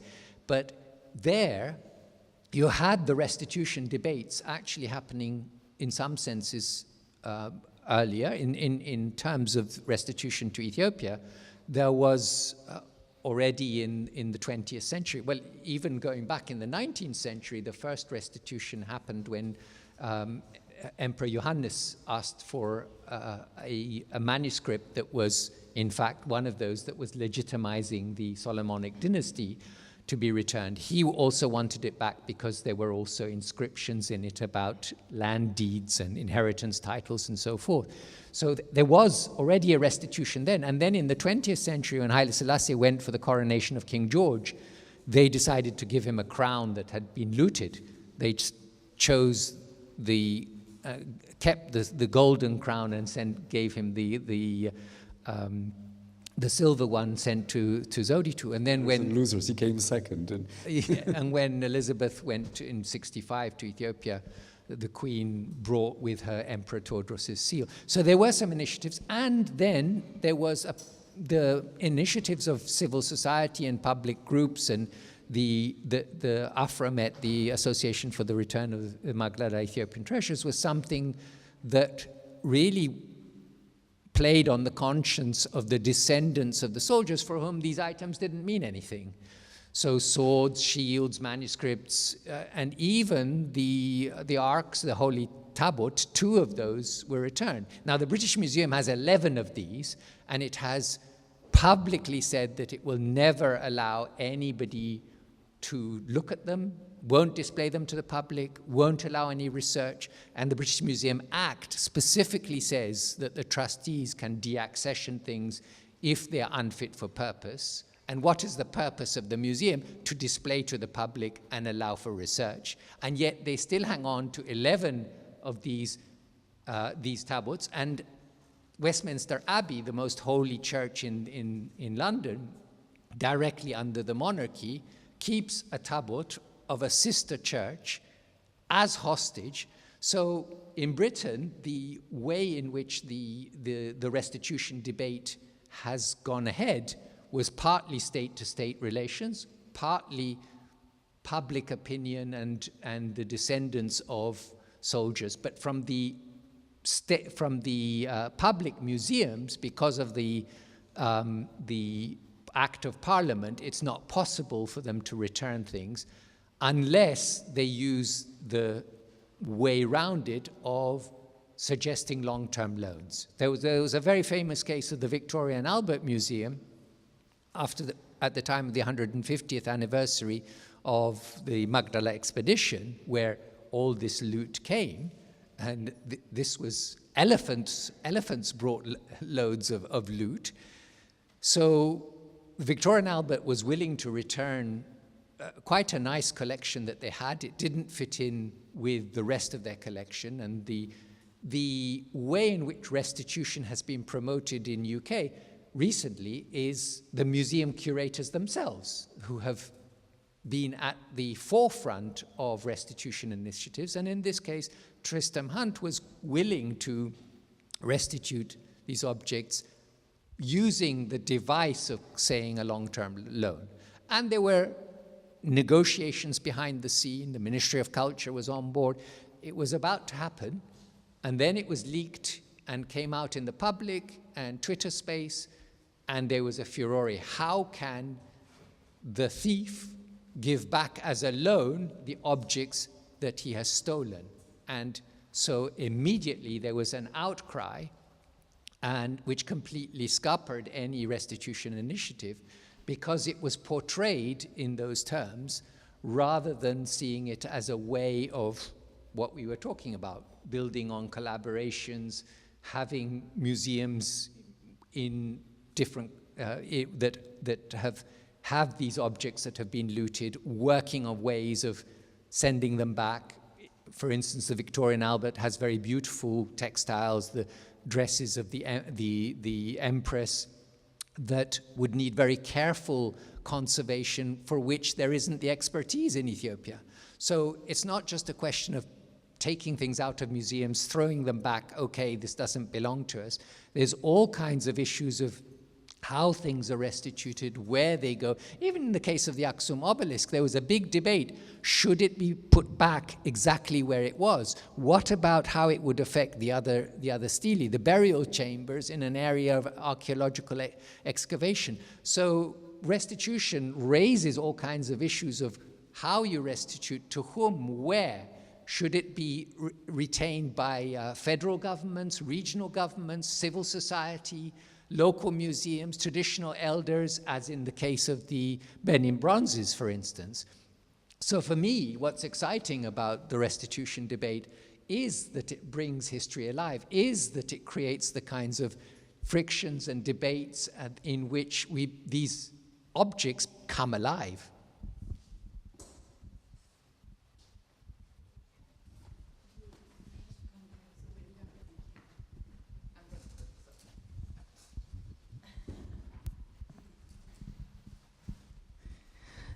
Yeah, thank you so much for the film and for the conversation. I really enjoyed it. But when you said about relationships, I had to think of a relationship. For me, sort of like assumes that it's something also on equal grounds, and I think that is something that I keep on missing in the restitution debate. Is that it feels so much like it's amongst equals when it sort of like also invisibilizes the power structures and the sort of like also violent past that went before it. And for me, what came up is that the idea of restitution is also so much about a kind of like colonial fragility also that wants to like avoid the grieving the empire part and skip right into the present. And so I feel like this idea that there's a bicycle path over where the obelisk was is a very symbolic act of also suppressing and actively forgetting and choosing what to remember and what not. Of erasure, yeah. Of erasure. I have photographed the bicycle path, which I will show as an artwork, so I guess it's not really totally erased, but I don't know. Yeah, I mean, it's... Exactly, and I mean, the erasure, the absence is also a presence in a form of a haunting, and that's why I just feel like that's also a conversation to be had, is how much the notion of restitution is about grieving and about a kind of like colonial fragility. Because I hear your example, and I think it's also good that we're talking about ways of how it can possibly happen, but I feel like it also needs to be addressed that yes, there are people that there's a power asymmetry in this negotiation, and it's also important to call things as they are sometimes, you know. So if it's looting, it's stealing, and if it's stolen, then it needs to be returned. But to then cut off a deal, I find it problematic, and I find it worth also further discussion on how can these things be then returned then. Yeah, I mean, I think that, I mean, I'll let Alula answer, who's more expert than I am regarding this, but I think there is also an element of different types of categories and different types of stories. You see what I mean? It's not, you can't have a blanket rule for such a big, complex issue. And I'm not saying it's big and complex because I want to avoid something. It simply is, relations are complicated, you know, at all levels. And so there are complicities sometimes in complications. There are injustices. There is also the categories of objects that we might be talking about. Is it a human remain that we're talking about? In which case that would raise a lot of moral issues about the absolute necessity for a restitution. So it could, the body can be buried with dignity. It's a human. It's at the highest level of human dignity. Then there would be a religious object which would be sacred for one group and really a museum object for another group, which would have maybe a different type of category of relationship. A spoon might have yet another kind of significance. And some of the things claimed to be looted might be fakes in the first place because they were made to sell to the people because there were ways of making money, you know. So there is such a complexity around this, and I think we are in the present living these complexities with an idea that this question has to be addressed. Whereas I think the power imbalances were at a time when these questions were not even addressed in the first place. That was a power imbalance. Now that the questions are being addressed, I think what we are addressing is the rebalancing of these injustices. And we have to therefore recognize the complexities of it in order to really do it justice. That's my view. Yes, I think following on from what Theo is saying and your question, Jessica, about the power imbalances, and first of all, the mere fact of actually having debates about restitution of objects that were looted inevitably brings to mind the atrocities of the colonial experience. It's a way of talking about it. You know, I mean, what happened of the Italian occupation with mustard gas and monks of a whole monastery being slaughtered. I mean, after the Graziani attempt, these are deep wounds, and so there certainly is an element of restitutive justice and retribution and legal commitments that were imposed on Italy. So a first point is that these are ways of actually talking about bringing to light, shining a spotlight on what happened, rather than simply forgetting it, erasing it, pushing it under the carpet and not talking about it. So the mere fact that restitution can be a vehicle for actually thinking about what happened by all people, whether it is people who want to say it wasn't that bad, or people who want to say it was absolutely much worse. There are ways of talking about it. Novelists can talk about it in ways which are much more, that you can feel much better. So Maza's Shadow King is an amazing example of how you can talk about violence and understand that there are also complexities that Theo was alluding to in all stories of, you know, that it isn't a black and white victor and defeated situation. So a first thing is, I fully hear you and I agree with you that there are power imbalances. You saw the power imbalances even in the way in Theo's film of it was Italian technology, Italian technicians. There was some collaboration, but at different levels, and many of the sorry, they were all hugging. Okay. And there were also imbalances even in the way the treaties. The first treaty was imposed on Italy, and so the treaty said they would return everything. 10 years later, by 56, the second treaty, the Italian side was offering Ethiopia $16 million, and so restitution was just pushed under the carpet, and the obelisk became an annex that they would just take up to Naples, and then if Ethiopia wanted to bear the costs of shipping it.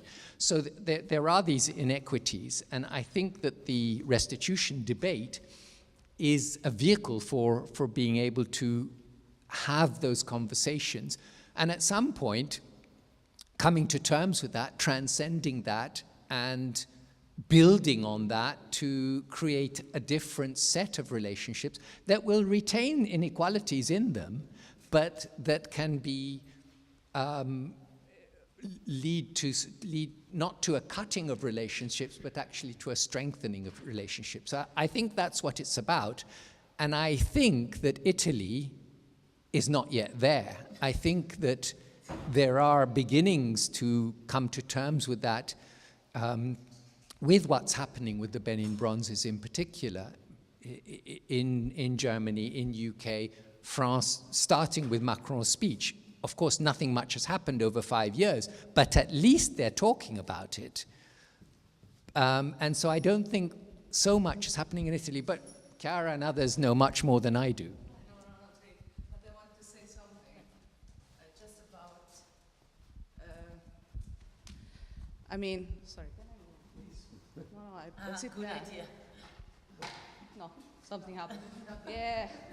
Okay, so I just wanted to say. We could share this. Okay, cool. That one there. That I feel also colonial histories are different in different countries.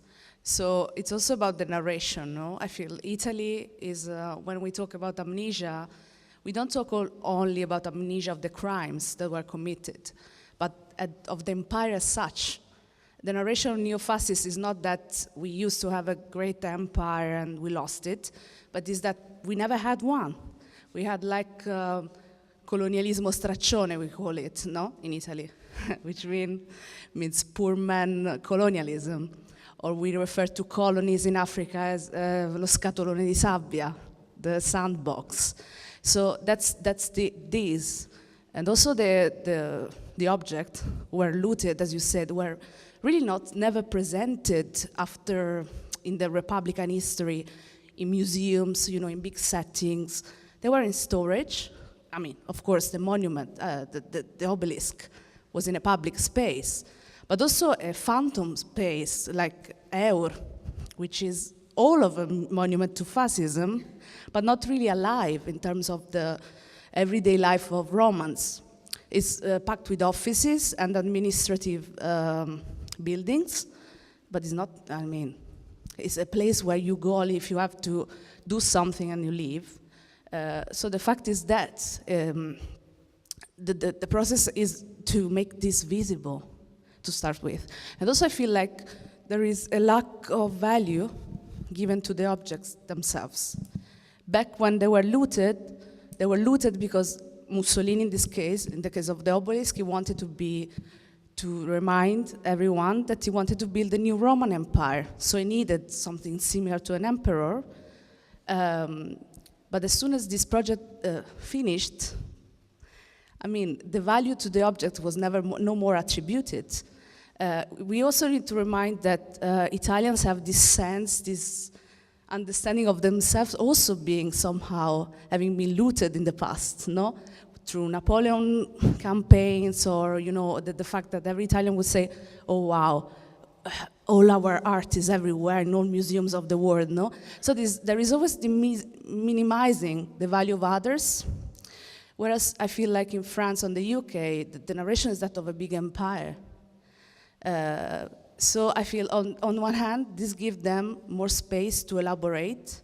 In Italy, what is starting just now, just to recognize that there was an empire to start with, that there was a colonial history. Until very recent, I mean, nobody in the, of course, scholars know, but people on the street, if you ask, "Oh, can you say something about colonies?" Or they were saying, "No, we never had. We tried, we failed. We had this little piece of land and nothing much." So it's a specific project that was composed historiographically in the way politicians have always put this on the margin. And so the conversation has to be specific. I think there are things that we can do, let's say, throughout former colonial powers in Europe collaboratively, and others that are very quite specific, so require different methodologies also. Just that is a comment.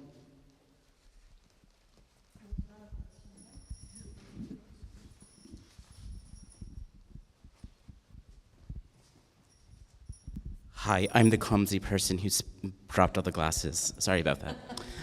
Great intervention. Sometimes. I just want to revisit this point about complexity because I think it was quite an interesting one. Because I find this word complexity is oftentimes a privilege, right? That we can say that race is a complex issue, but to engage in these conversations in a complex way is a privilege, because who benefits from that conversation? Who stands to gain from that conversation? Who has the time to have that conversation? And I feel like what's being ignored within this conversation is that the countries that we're talking about who are demanding restitution are still sites of colonial extraction, right? Colonialism hasn't ended. That these are like sites and places that were coloniality has reformulated itself in a sense of neo-capitalism. So this debate of who has the power in this conversation, because it's not just about restitution. These soft power debates are oftentimes pawns in larger schemes of international global power plays that are being carried out. And I find that it's kind of it's strange to me how there isn't more of a hardline stance in terms of, because, and you have two boys here who are quite lovely, if one of them took something that belonged to another and didn't give it back, it would be clearly wrong, right? And we all know this is right and wrong, that like when you steal $2 trillion worth of assets from a country and force them into a sense of economic slavery to others, this is clearly wrong, and that we need to have methodologies of restitution. So I feel like when we engage in this idea that this is complex, there's like a level of moralism that's removed from this conversation, that it's not necessarily about it being complex, it's really, there is a lack of political will to do so. I don't think it's a complex issue. We can figure out how to get robes back and get the people there who are needed to make sure these museums can do, I mean, we can do it. It's like not impossible. It's just I think there's a question of like, how are we holding nation states that engage in the colonial project onto a level of accountability about what they have done and who has benefited of that and how has that supported white supremacy. I was not a question, that was just something I had to say. I mean, you're absolutely right. Again, there I would say there are kind of different levels, I mean, you could talk, for example, when it comes down, for example, to an issue like famine, then that kind of injustice, it's much more clear cut. When restitution sometimes does seem like it's a debate which could have a bit more muscle. I mean, it could be a debate that's not debatable because it's the fruit of an obvious wrong. But I do think that there is an element of the restitution debate that is in a way metaphorical. And by that I mean it symbolizes other things. It's not really only about the thing that it's talking about. No coincidence, I think, that it was really with a big wave of migration, for example, where it was considered that migration is a problem. You know, that whole Europe migration issue, it is paradoxical that almost as a counterbalance, or I don't know if it's a counterbalance or a counterpoint to that, that the issue of restitution of objects also was brought out, you know, and the complexity is not to do with it's easy to send something back. It's not a complex thing at all because it was stolen. I think the complexity is in the, I would say, metaphoric ramifications of the argument. To do, you know, and I reduce sometimes things to just a relation. You know, it could be between two Germans, between even two sons that, you know, one steals the other guy's car. It says, no, I'm not going to give it to you, you know what I mean? And they fight about it, you know. You could say, well, one is wrong and the other, but it's a deep-rooted human problem of relationships, you know, and that is, I think, where the complexity lies, not in the explanation that's, you know, that the Benin Bronze was obviously taken for, you know, in a punitive, so-called punitive situation, and therefore it's obvious it has to be sent back, you know, but that is less complex, even though there would be museums that said, yeah, but I bought it from the English, I didn't take it, you know, I bought it. So, you know, it's like, okay, so the English should send theirs back. Paradoxically, the English are the only ones that are not sending them back. You know, Humboldt Forum has agreed to send them back, Washington is sending them back, various other people, because they have become topical, are now sending them back, except for the British, who are the only guilty ones in the whole, the only seriously guilty ones, because of course if you buy a stolen watch, and then the owner of that watch comes along and says, hey, you bought from that guy my stolen watch, you know, what is the status of that relationship? It's part of the complexity that I think we're trying to address. Yes, I mean, the question or the comment that you're making about that power relations continue, that you have a neo-colonial world order, and that the accountability for past crimes is something that should be pursued through the restitution agenda, I think is clear.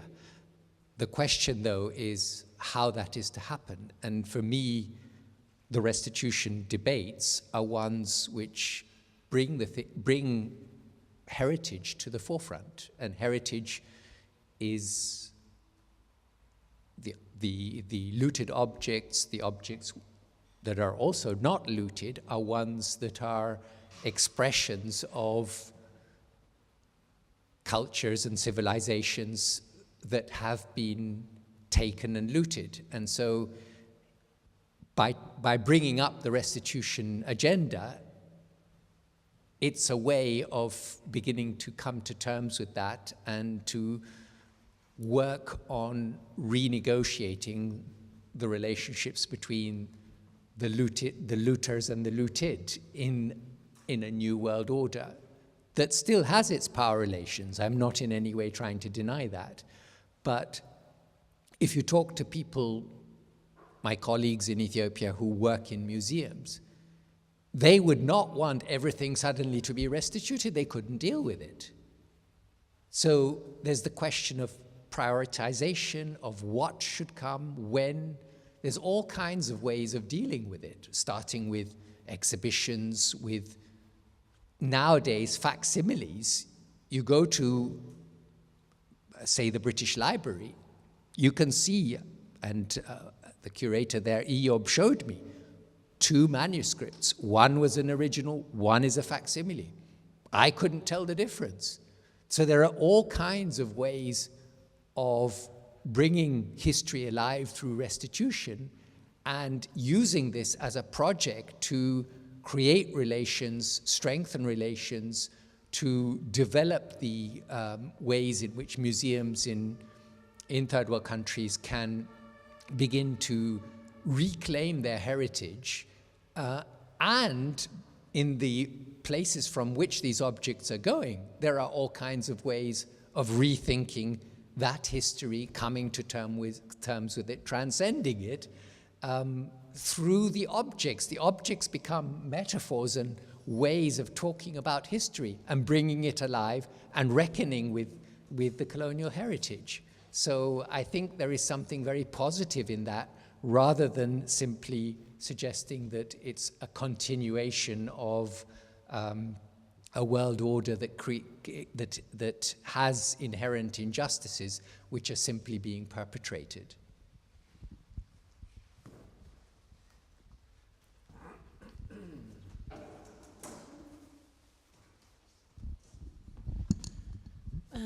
Maybe I could just comment briefly on the fact that in the last 3 years we've been busy with making a project. I mean, since the inception of SAVVY, we've been working on restitution. My colleague Bonaventura has been always quite loud and clear about his position, but we came to do an exhibition, a series of laboratories with communities claiming back objects. And the main issue that we felt it was important to address was the issue of rehabilitation. Obviously, yes, the rehabilitation of these relations and these relational aesthetics, of which also Felvin Sarr, Benedict Savoy are talking about, but also the rehabilitation of this connection with this object that once are coming back after decades or even more, somehow lost their connection with the people. So they were created to serve a certain social purpose, and they were having an energy of bringing people together, and then being dismembered from those communities, they somehow lost their powers. So once these objects are coming back, how the people are managing to reconnect to them, and also, again, talking about these asymmetries and these responsibilities of non-responsibilities, at the end, usually the communities, even economically, are left alone in this labor of repairing that is a very long-term, difficult, deep, complex in this case. The complexity, I see it more there in the understanding how to re-wave so much with this object. So my question is, in the context of Ethiopia especially, and maybe also especially about the obelisk, you said that there they call the one, the obelisk that was in Rome, the Roman one.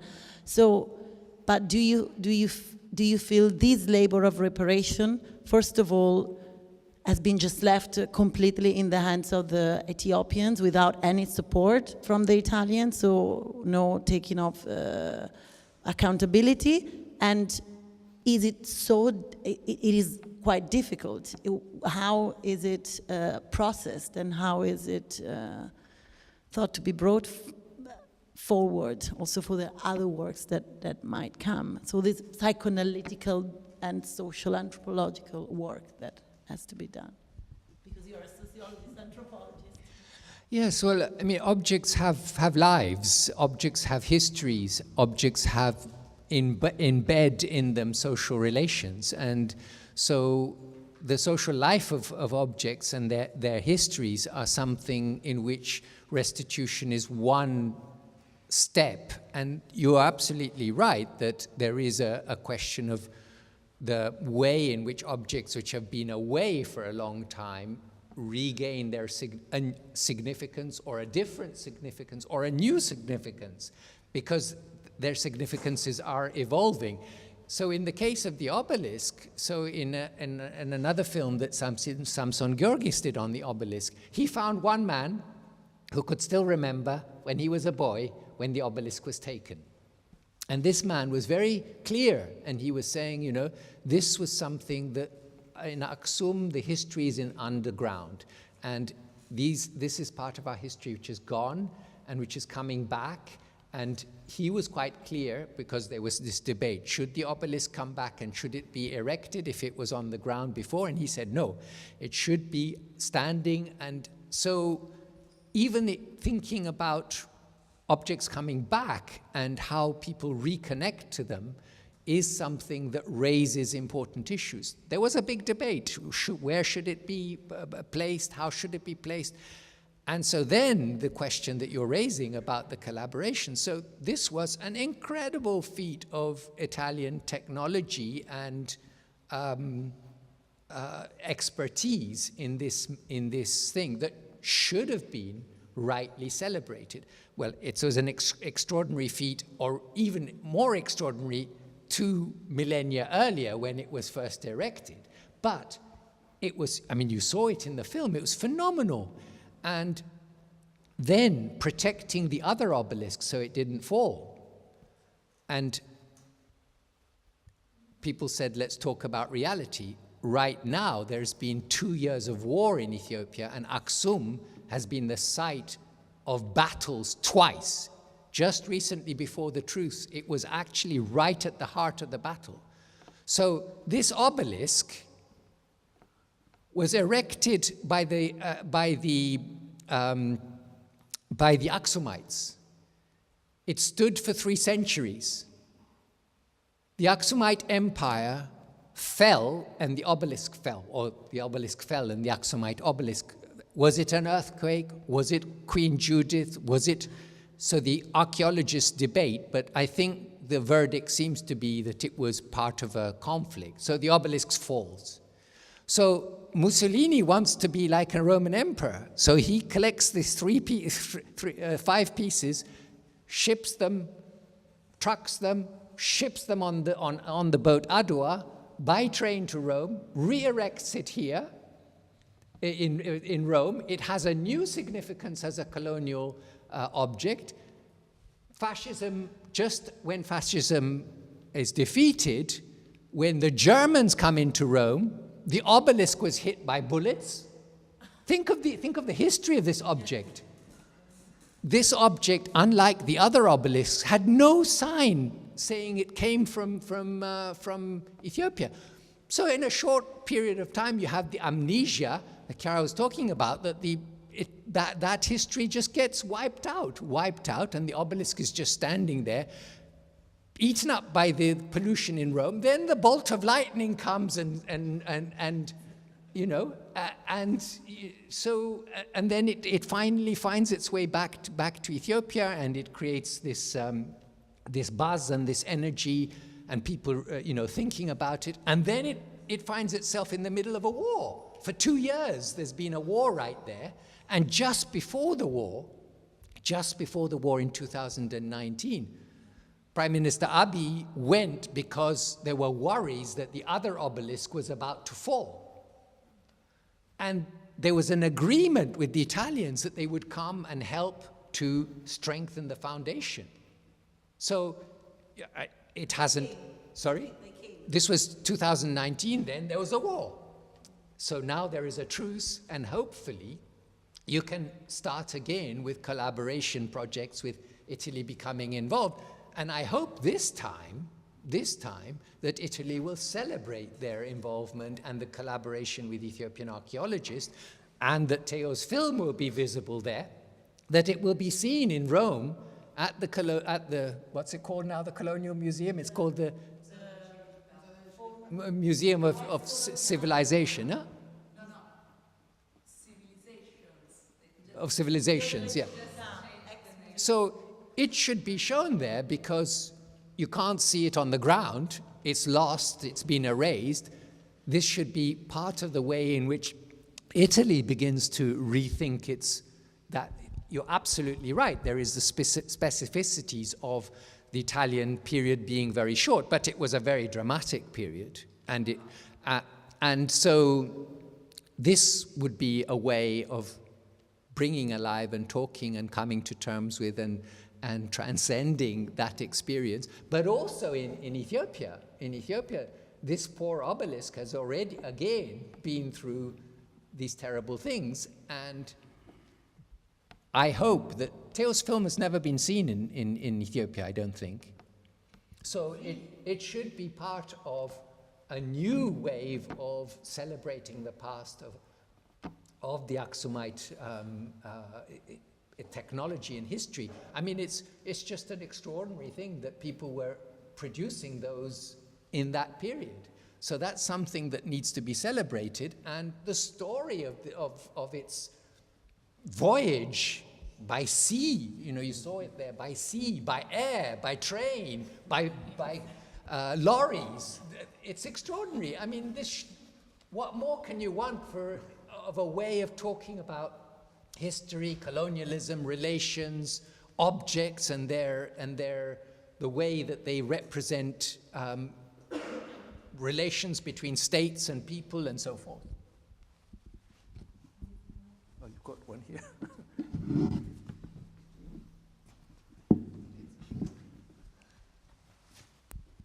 Okay, it's me again. I think what I'm missing in the conversation about restitution is the people, because we're talking about objects, and some people were also made objects, as we also heard about the Italian case, and also in Germany we had human zoos where people were brought from the colonies and exhibited like objects.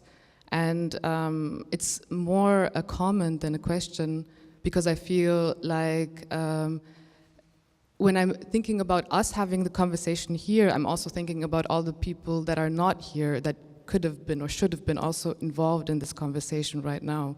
And I think by that I mean like a larger Ethiopian community or East African community to sort of also be witnesses and also be agents in this conversation, because I feel sometimes it can happen on a rather secluded space in terms of we're in SAVVY, so this is it's a gallery space where people come, so there's already a barrier to have these conversations. So I think I just wanted to also pay attention to all the people that aren't here, just say thank you also. It's being live streamed, which is, I suppose, one thing, but I mean, hopefully this can be something that can actually be not the end of a debate. There is a publication which will be shared, and as I say, I think, you know, Theo's film does provoke in very elliptical and subtle ways. You have to watch it several times to see the different layers of the way he's constructed it. But I think it can be part of the narrative, and Jessica, you're absolutely right. There are constituencies that are not here and would be able to put a different perspective on it. We can only go so far, and certainly I enjoyed the opportunity to have another conversation with Theo, and to hear very different perspectives. So I also want to thank you.